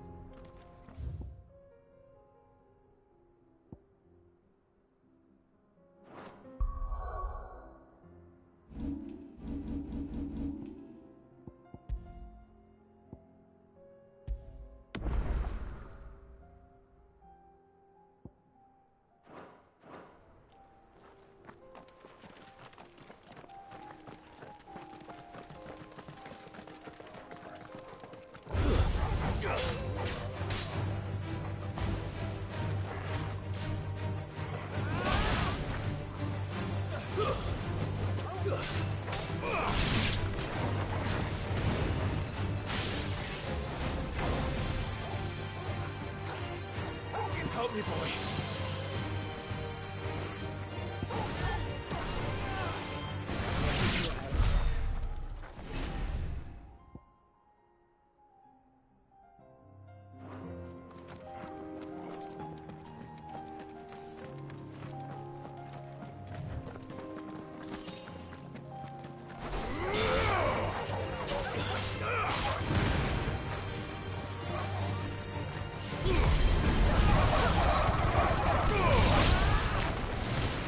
This one.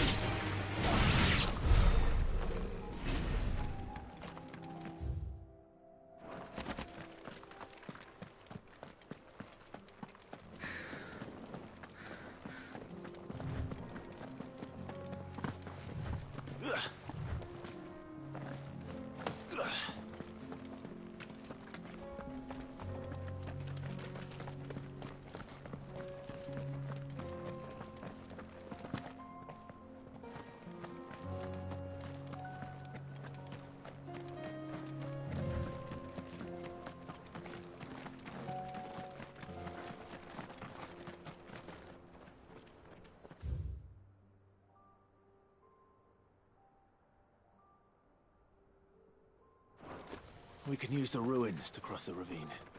Assuming they will allow it, the Echoes have a will of their own.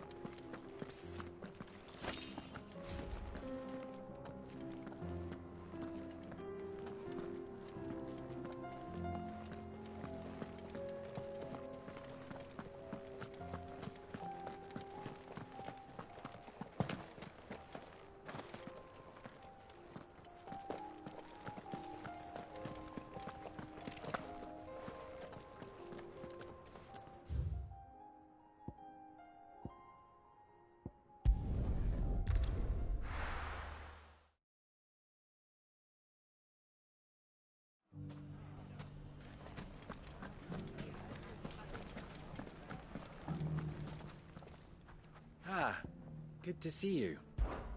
My comrades and I...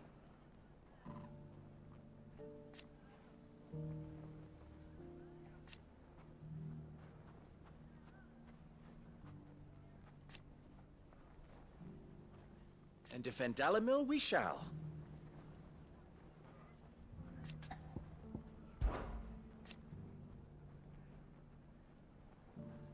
I always knew.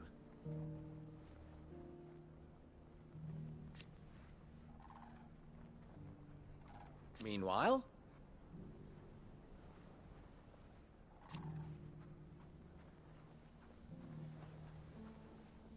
proof, if any more were needed.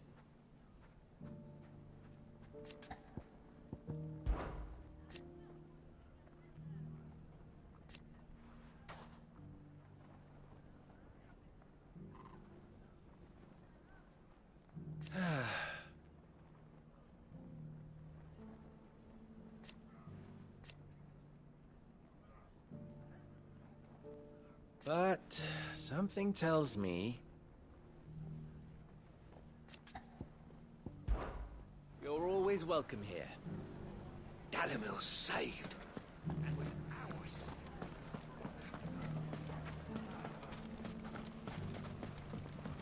It shouldn't be too hard to find goods. The gentlemen of the town guard are Fuck! How the hell did they find it? No one knew where I was keeping that kill. The finest shell swords in store. Could be I know something more. What's it worth to you? Clive, listen!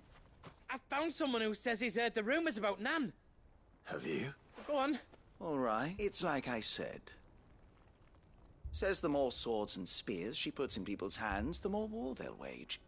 And the more war being waged, the more call for swords and spears. And who will they all turn to keep them in steel? Why, the good Reaper herself. And you've seen this Reaper at work? Aye, it just so happens I have. You'll find her right here, plying her trade most days. Here in Dalimil? Where exactly? She has a stall here in the market. But if you're not the patient type, you can... But it'd be a bolder man than me that braved that particular nest of... Feeling bold, travel... Now, if that's all, I have places to be. Sorry to have kept you.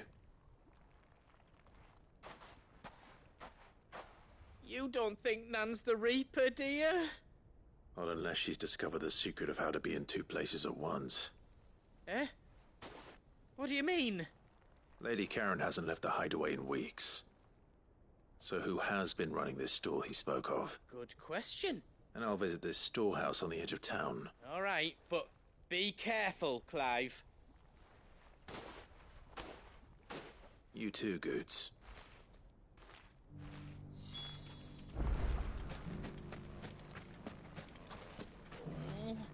If only everyone here didn't have to... Fuck. The gentlemen of the town guard are strapped. What a mess. Where do we... It has long been my habit to keep a watchful eye on the town. The safety of the town is in our hands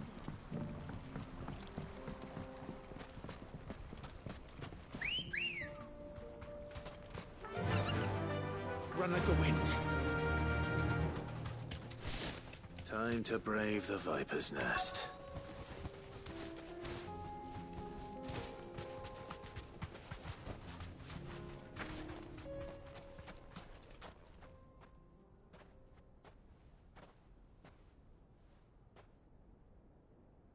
Just you, is it? Thought I might have laid it on a bit thick. It was a fairly unconvincing tale. So, what now? That's up to you. Die a slow death, or a quick one. Boys, he's all yours. But that sword is mine.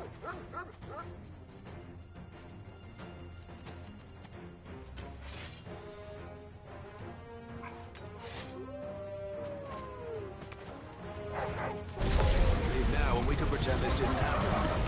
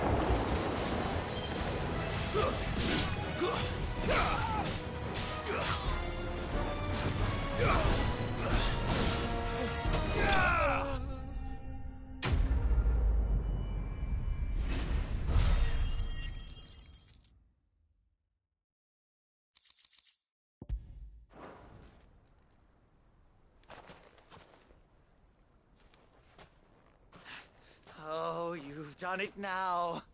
Go on. Tell me what I've done. When the Borgwyn finds out you've killed his men, he'll have your head.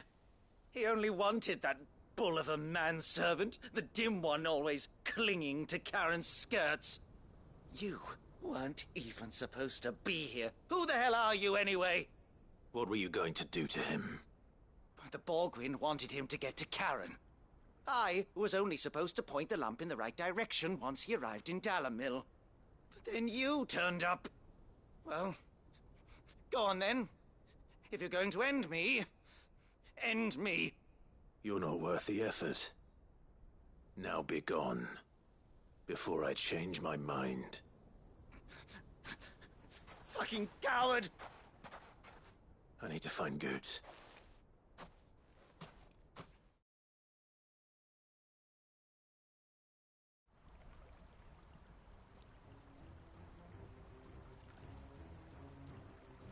Get your filthy paws off me, you naughty-pated lout! Stop calling me names! And stop spreading them horrible lies about Nan! Well, that will be easy enough. For they are not lies. Every last word is true. And she must pay for her crimes in blood. Blood? Goose, are you all right? He's gonna kill Nan! He said she had to pay in blood! After what she did, it is only right.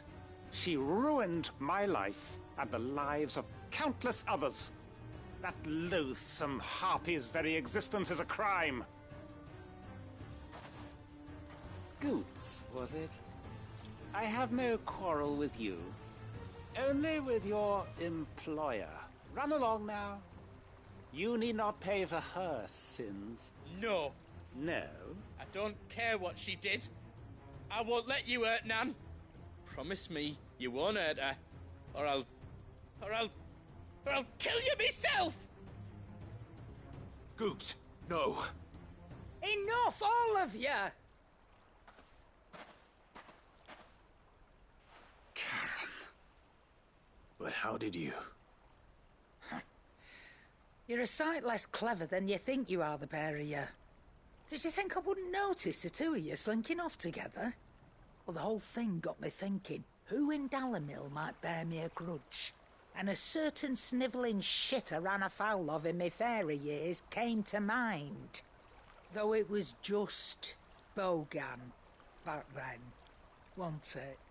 I thought the years might have taught you some sense, but I see you're the same pants-pissing craven you've always been. What was it we called you? Wet legs? You bitch! Everything that happened, It was all your fault! And now you'll finally pay for what you did to me!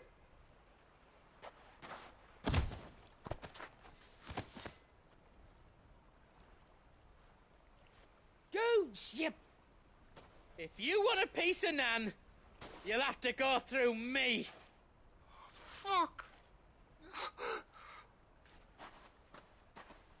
You great galoot. Out of the way, I can handle this myself. So, wet legs. You remember what you told me when we last met? An eye for an eye. Wise words, Sam. Wise words. And now, it's time to collect.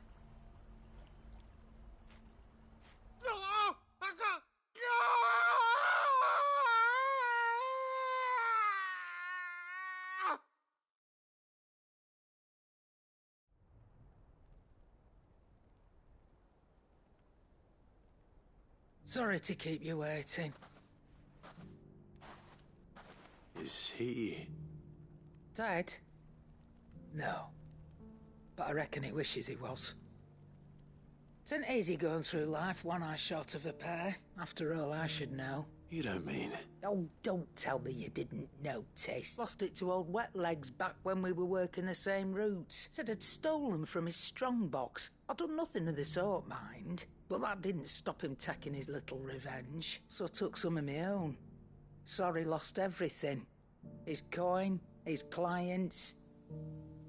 Always knew he'd be back one day to claim his due. But he crossed a line dragging poor Goots into this. He didn't hurt you, did he? No, Nan. Still got all my arms, see? Legs too. But what if he comes back again? What if he does? Best we take the other eye, then we work our way down. He'll learn his lesson soon enough. But something tells me the Wet Legs has learned it already. Right. Let's get you back to the hideaway. You've attracted quite enough attention already. Ta-ra, Clive. Remind me never to cross you, Karen.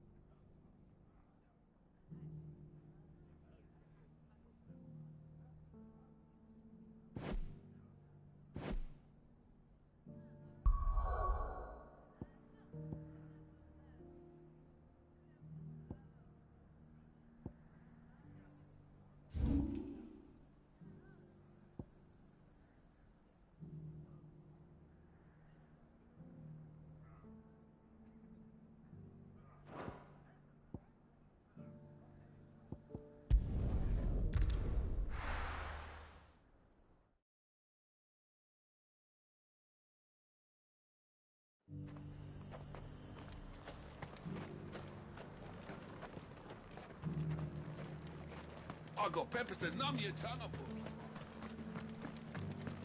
But there were ghosts at the gates not days ago. You needn't fret. The creatures have been...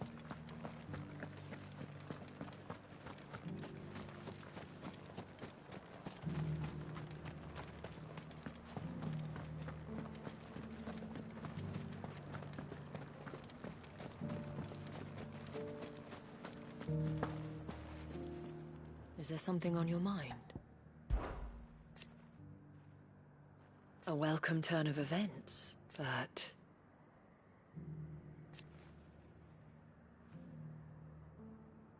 And while Philippe is a good man, there are so many questions.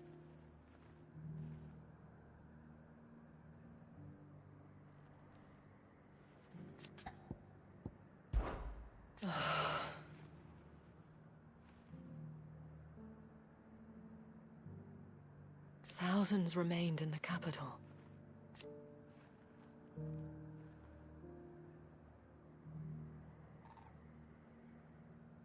We will not be discouraged, though.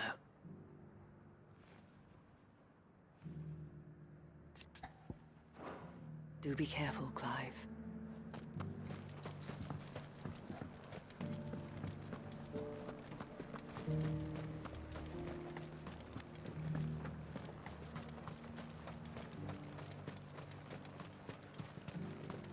the meadows, then. That's what the captain said.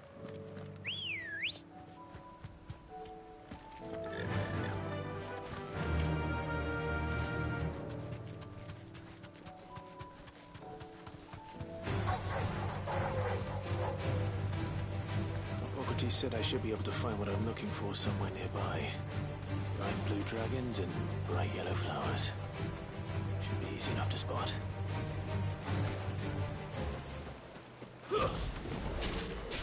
This must be our wyvern. All right. Let's get this over with. That's better.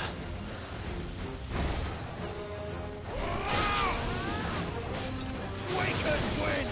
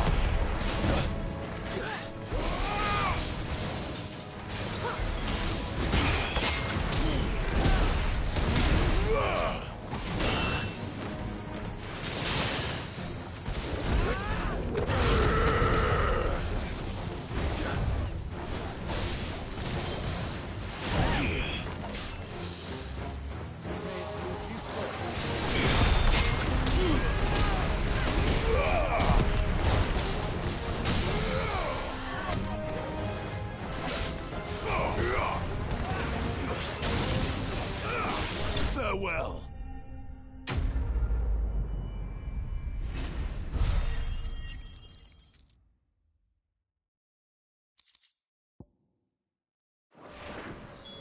That's the wyvern's liver. Now I just need to find the herbs. Bright yellow with a heady scent.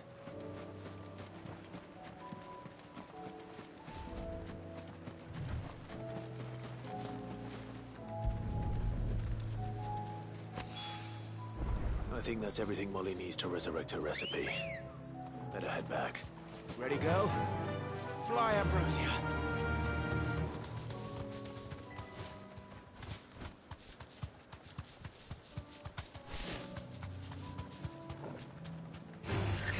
No holding back.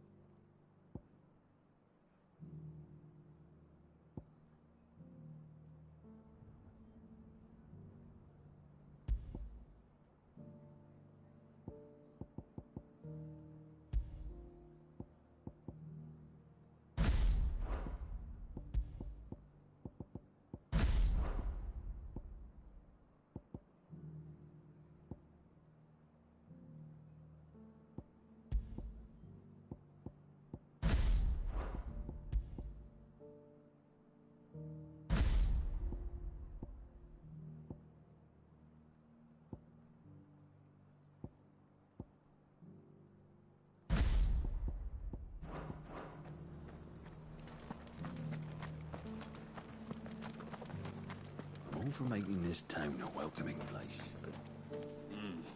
hospitality has its limits. If you're wondering how this place got so busy, blame the ether. Guardians, bearers, folks from all over have come, seeking refuge from the floods. Inn's full. Don't bother.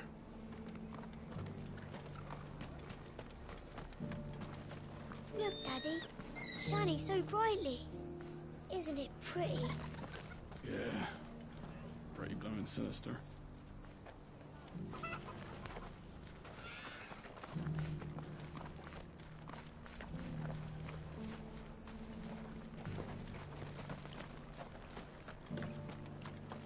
Did you hear that Martha's been turning travellers away? Her beds are full of bearers. I was starting to warm to him. The way they help around the village and don't cause no trouble. But depriving Martha of paying customers, they're putting her on the road to ruin.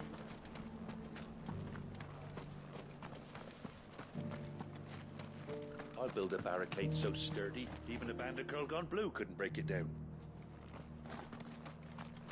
Scouts have reported seeing more Akashic on Rhiannon's ride. The road to Eastpool.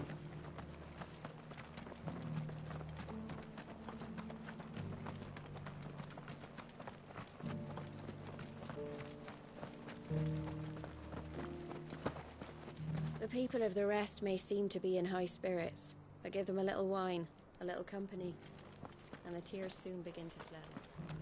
It doesn't still hurt, does it? Oh, 1,000 Akashic jars couldn't hurt me. I'm a son of Rosaria. The world seems to be changing so fast lately I can hardly keep up. But what I do know is that there's more bad news than good. You can tell that just by looking at people's faces. Want to know how to tell if the world's going to rack and ruin? Look for busy blades. I expect you heard what happened to the noble quarter. The ether just started pouring from the walls. We were lucky it didn't catch us in our bunks, or we'd have all turned. Where next for the Guardians, then? We were driven from Rosalith, then from the Lazarus. Probably be the rest next. I've got greens of all shapes and sizes. Martha's bearers have been helping us keep the streets tidy. With all the traffic coming through here lately, Just because the heavens have gone to rack and ruin, it don't mean we have to.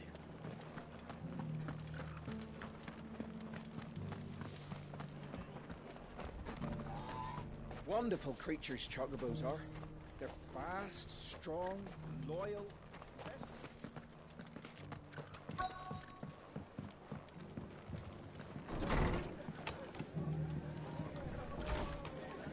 Martha's got a big heart. It's a pity there's so many who are happy to take advantage of it. Have you heard the latest from Twinside? That the Empress is no more? Never trust an owl bearing good news, I say. But if it is true, we might finally have a chance to get our country back. Sorry, but if you're looking for a bed, there's none to be had right now. We're already sharing our cots with masterless bearers and those who fled the floods.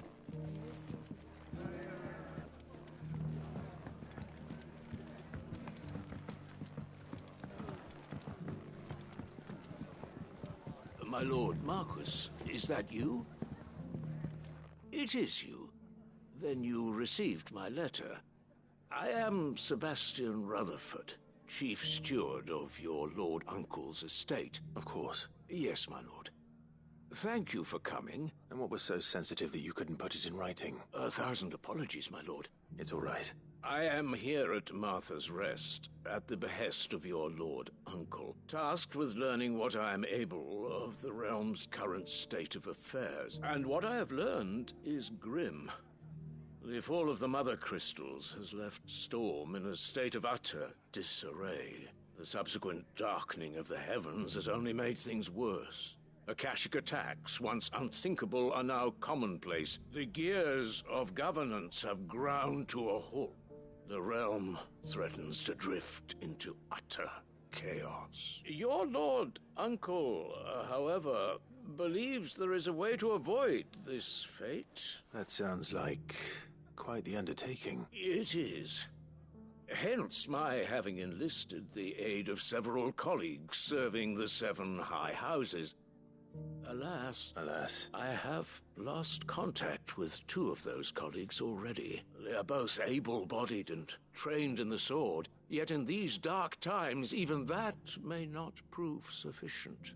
So you want me to find them? I'll need to know where they went. One I sent to investigate the Republic, the other the old Imperial capital of Oriflamme. That doesn't exactly narrow it down.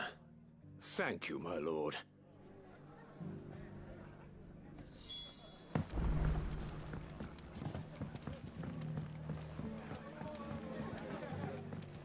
The fates seem bent on driving me from my inn. But if they want me out, they're gonna have to try harder.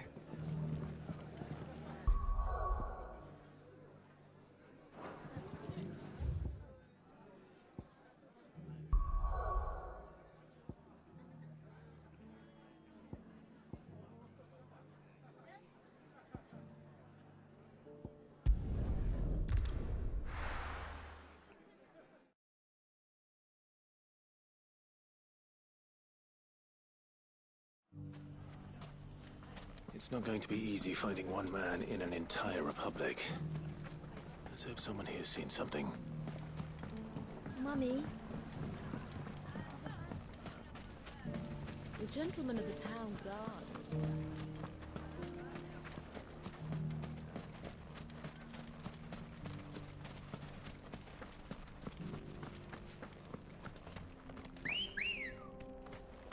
Let's go.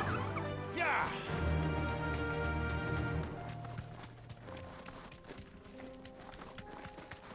Someone's got himself in trouble.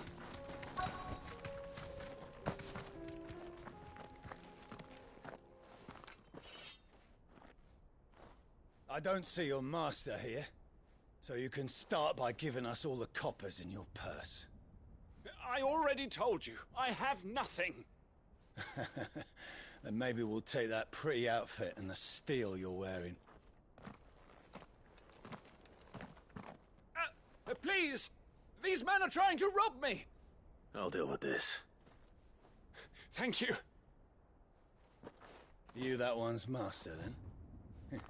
If you'd kindly pay the coin he owes us, we can pretend you didn't draw your blade on Republican soldiers. Or you can go back to your garrison and I won't report you to your captain. Oh, you're more than welcome to. He hasn't had many visitors since we slit his throat.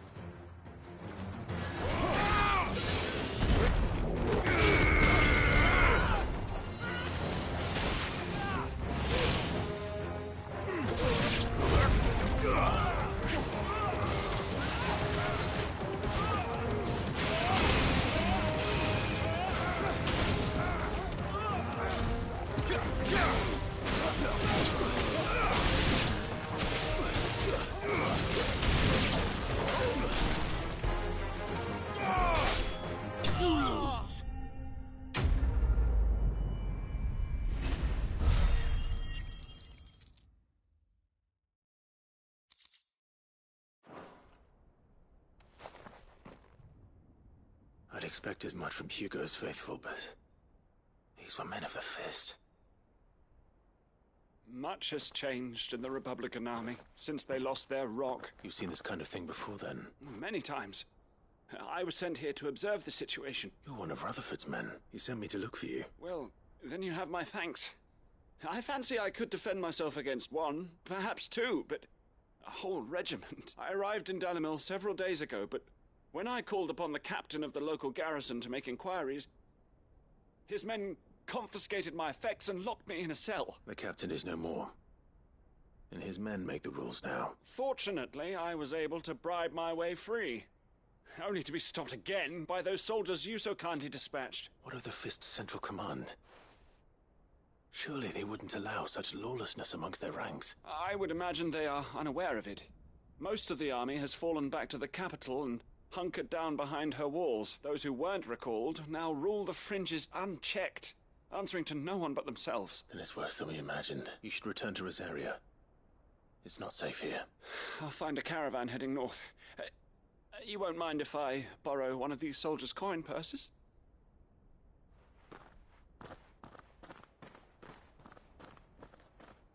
Not at all. Now, to find this second associate of Rutherford's. If he was bound for Oriflamme, I'll start at North Regency.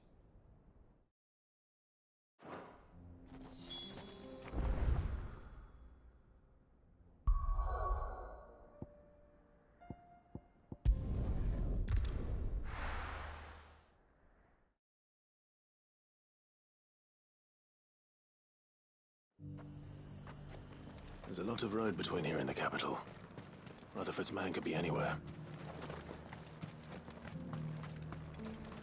Nothing like a little unrest.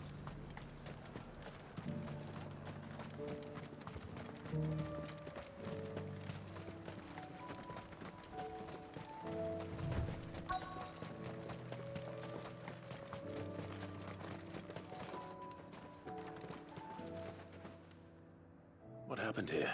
If you're with the others, they've already relieved me of my belongings. I'm not. I'm looking for someone who was sent here by a man named Rutherford. And then you found him. I am Alistair Rockford, attendant to the Lady Ariane of House Wellesley. Of the 7 high houses of Rosaria.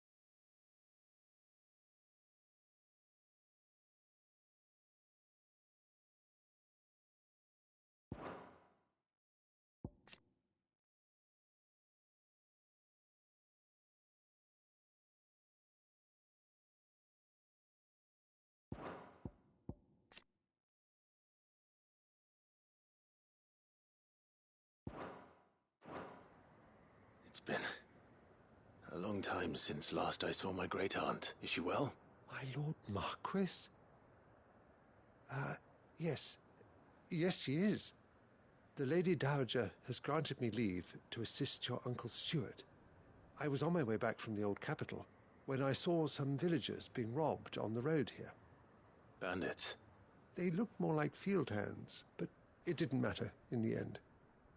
I did what I could to help the victims, but all it earned me was a pommel to the temple. Which way did they go? South, toward the gate. All right. I'll take care of them. Founder knows I've met enough of their kind. You head back to Northreach. Visit the Vale. Thank you. I shall. Founder be your shield. It was only a short while ago that I was assaulted.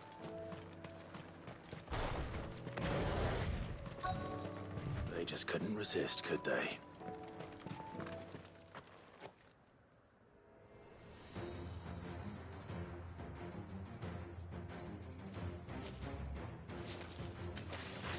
This one's ours, pretty boy.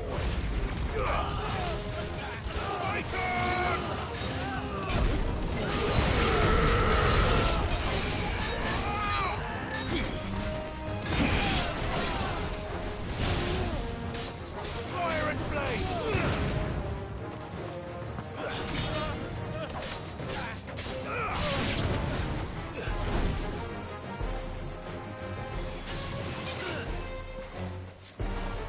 To me, flames! Muhammad!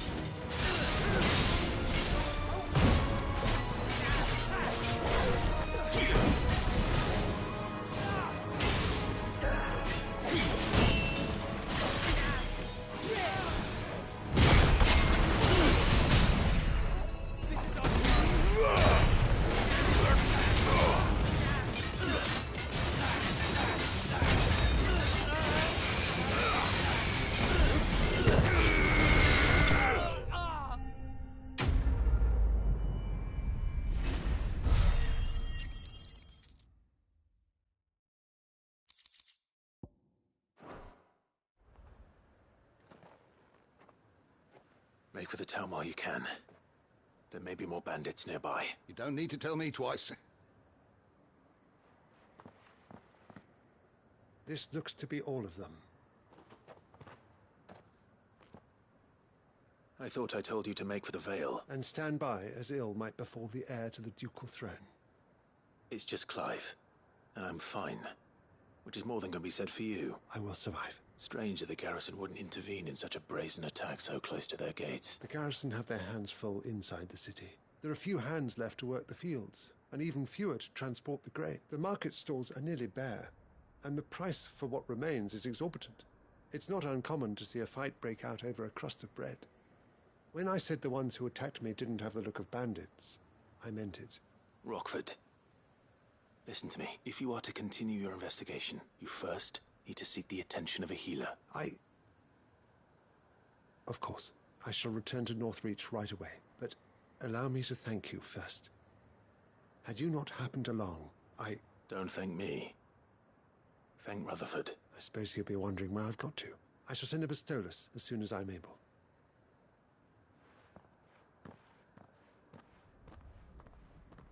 My uncle certainly has his work cut out for him. I should go and tell Rutherford that his colleagues are still in one piece.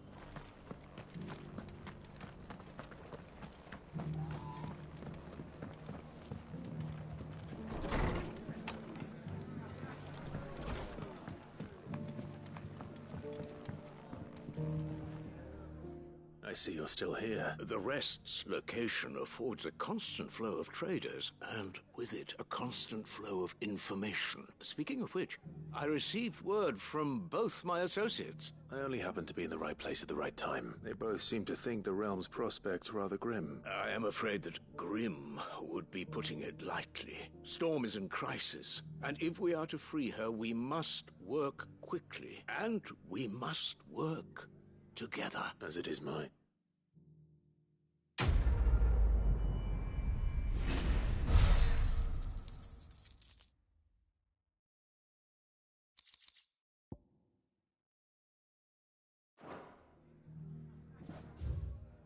I will see that your Lord Uncle is made aware of the situation in both Dalmekia.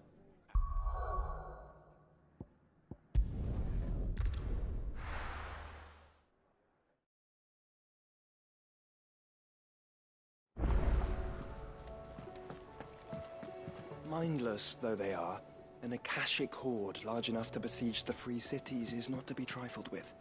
We must proceed with caution. Canva's walls will not hold the Akashic horde for long. We can only hope they hold it for long enough.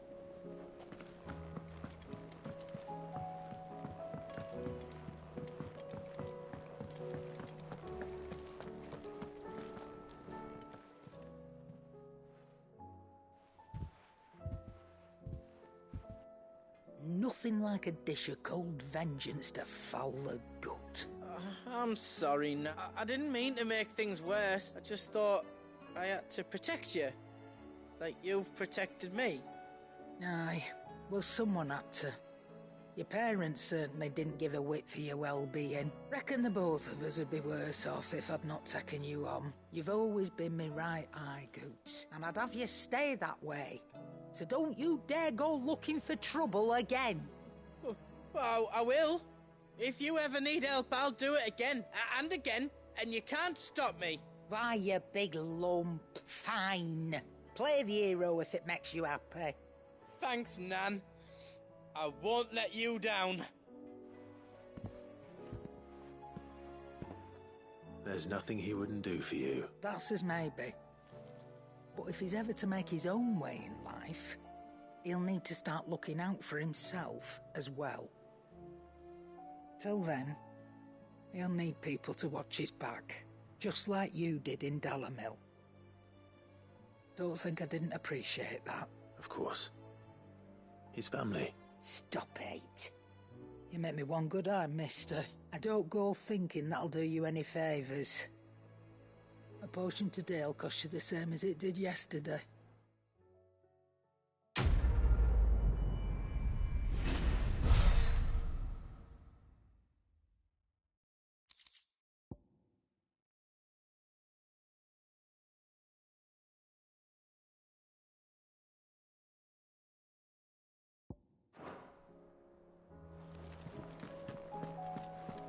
Seems the hideaway's lost its appetite.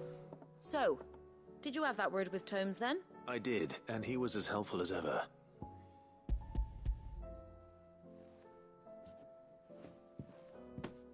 And what precisely will I be cooking up? Blueback wyvern liver.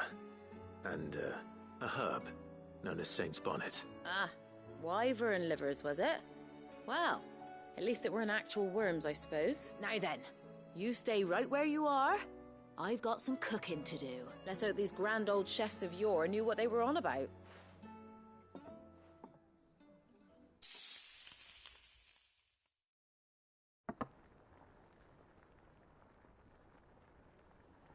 And here we have it. Fried mortress of skyworm. Ivan's offered to make sure it's fit for consumption. Well, I say offered. He as good as begged. And rightly so. Is there any higher honour than partaking in a slice of culinary history?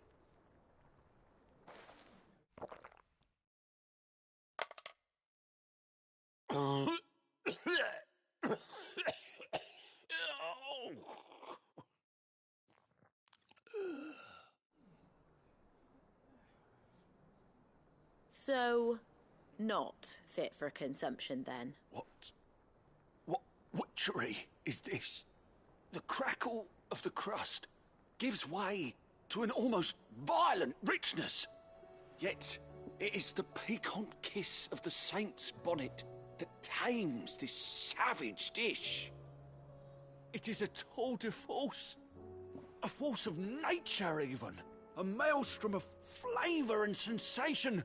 A graceful beast emerging from centuries of slumber. I think he likes it. Well, I can't quite tell with all that nonsense he's talking. But I reckon you might be right. It was decent then, I take it. Decent? It's remarkable. And I defy any man to say a word to the contrary. Sid, might I suggest that you command a party of your finest men and women to procure a dozen blueback wyverns forthwith? I'll give it some thought.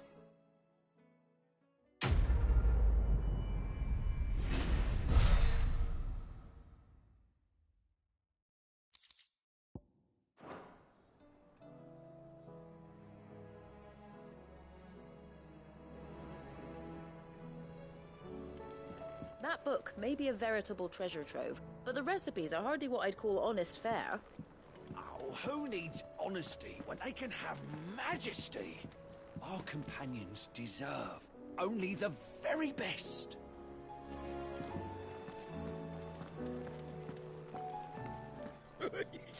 Ivan's newest dish is a masterpiece. Welcome back, Sid.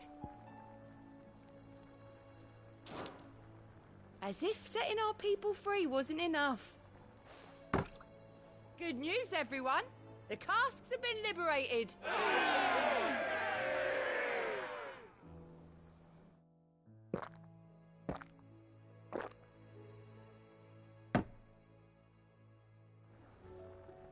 Oh, keep your mug handy.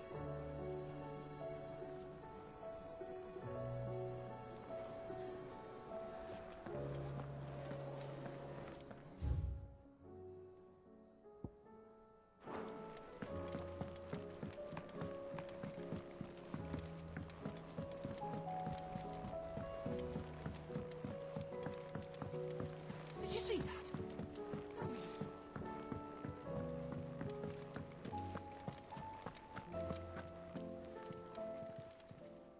How may I help you today, Clive? It's not true. We've lost so much already.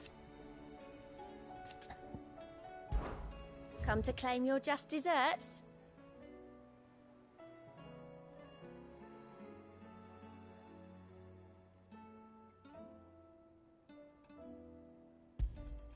Here you are. Best of luck out there, Sid. Fancy a look at the list, do you? Here you go. Always something in there.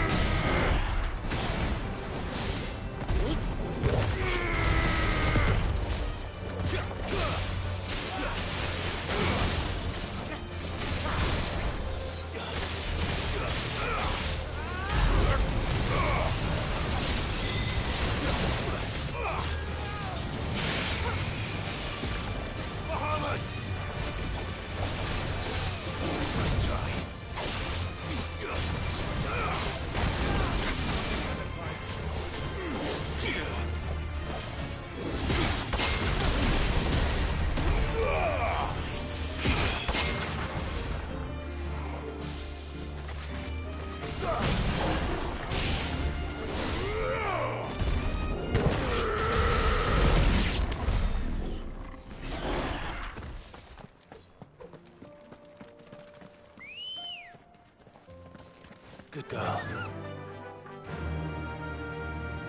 Yeah!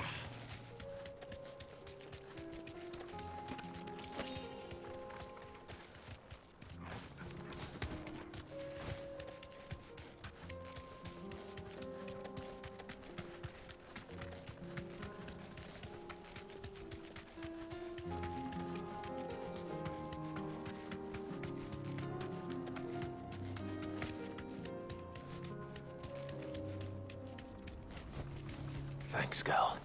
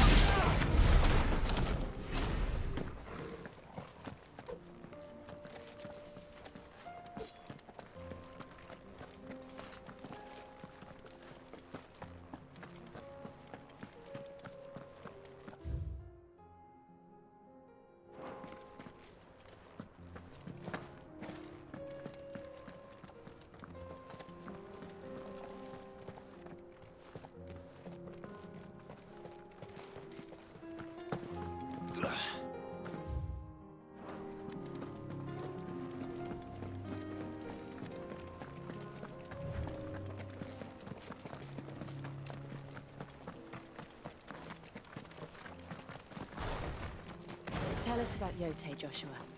She's strong-willed, loyal, and deadly with a blade. Much like Clive, but with better manners.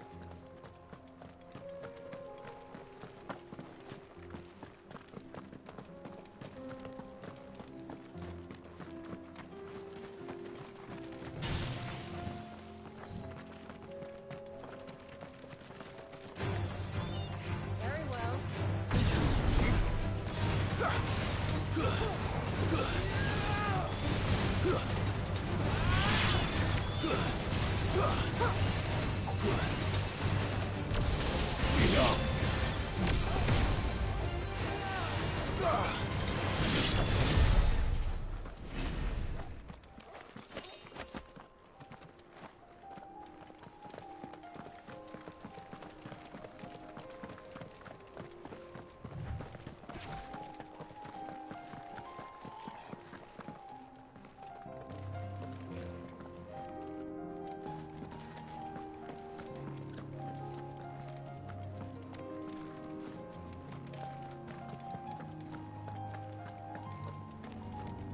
Hey, do. Where are you off to now, then? Bound for the Free Cities, perhaps? Oh, no need to say if you'd rather not. We all have our reasons. Ain't exactly feeling like sharing with strangers myself at the mo. Truth be told, I could do with a bit of inspiration. Don't know which way to turn no more. Was doing a roaring straight back in Oriflamme. Right up until the poor Drake lost her noggin. So, thought I'd try me luck in the desert. And Fang went the same way. Don't get me started on the mess in the bloomin' Dominion. Suppose I could try Camber next. But knowing my luck, the old place be crawling with the works before I'd even set out my store. As I always say, there's crisis, there's opportunity. The opportunity to mint Gil, that is. So, where to next? Is there any money to be made in Ash? Do orcs even carry Gil?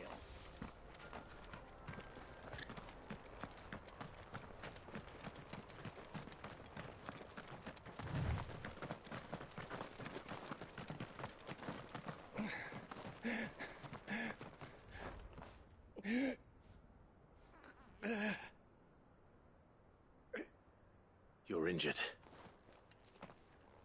What happened here? Where are your comrades? The ether flood up ahead. It swallowed our camp while we slept. My own men did this. Turned every last one of them. There's a village not far from here. Tabor. The people were kind to us. It's only a matter of time before they won't stand a chance. We can't let those monsters reach the... I'll go. Thank you. Our encampment is up ahead. Just off the track.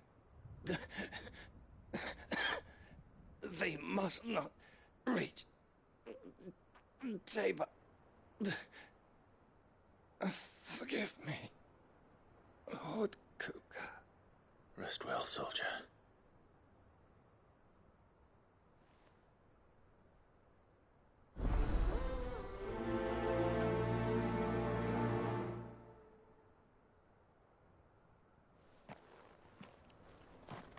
You said the encampment was close. Let's hope the Akashic are still there.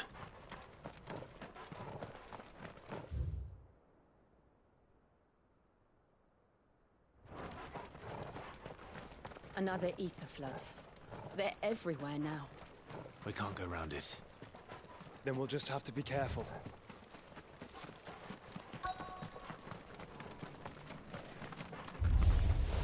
Good. I got here in time.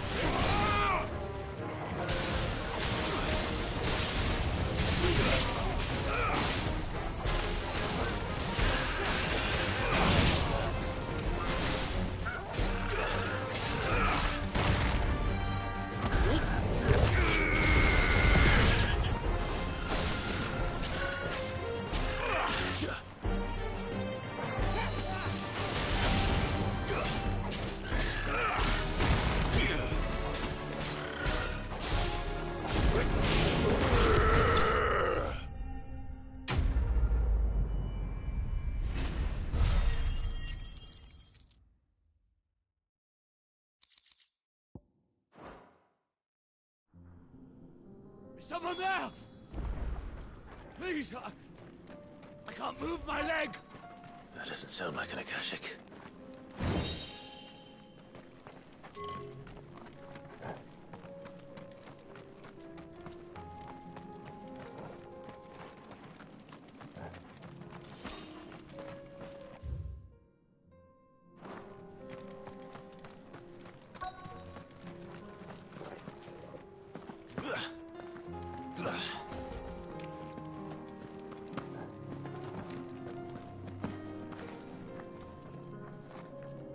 You're with the battalion? I am.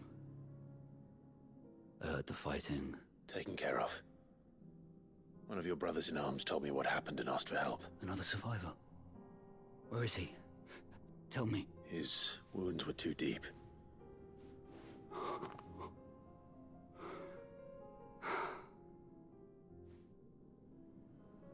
He was right to send you.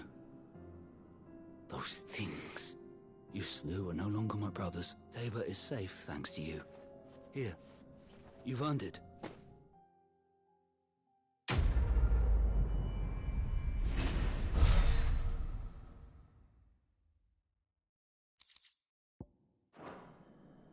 You seem familiar. You must have me confused with someone else. Wait. That scar. Son of a whore. You're Sid. I was there, in Cosnis, when you killed my brothers. I was there in Rosalith, when you killed my commander! My war with Hugo Kupka is over. I bear no ill will toward those who followed him. And what of my ill will? Coward! Draw your steel. Lord Kupka shall be avenged!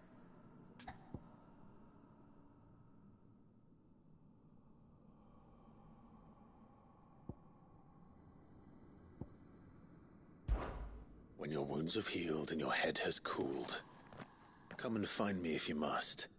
Though I hazard your life would be better spent in service of those who need it. Or have you forgotten your oath to the Republic? My oath?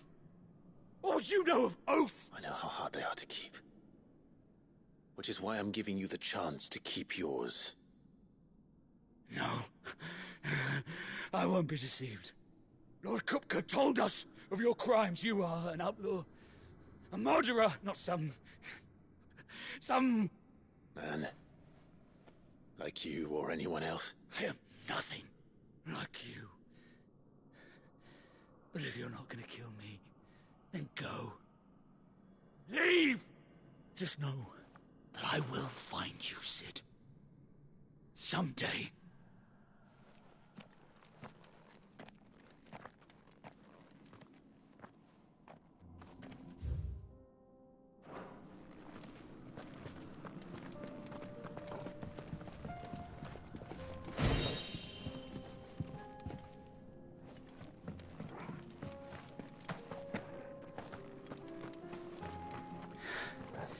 You will regret not killing me when you had a chance, Sid.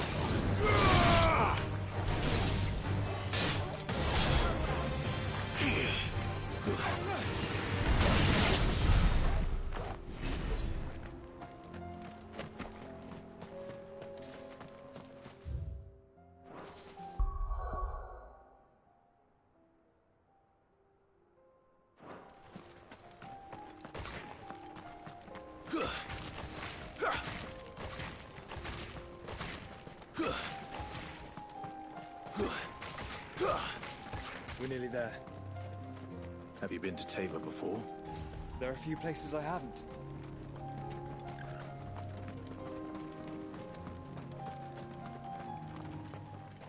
Welcome, travelers.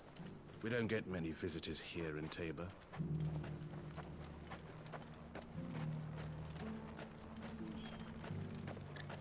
Where now, Joshua?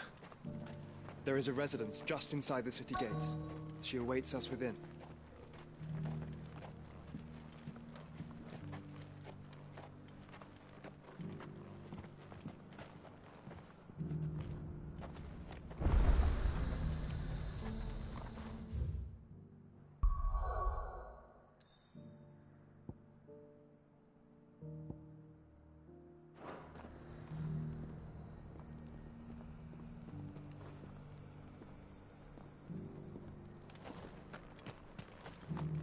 What brings you to our humble village, young man? If it's our artisans you're here to see, then please. But do try not to interrupt their work. Welcome, welcome. A fine choice. Of course.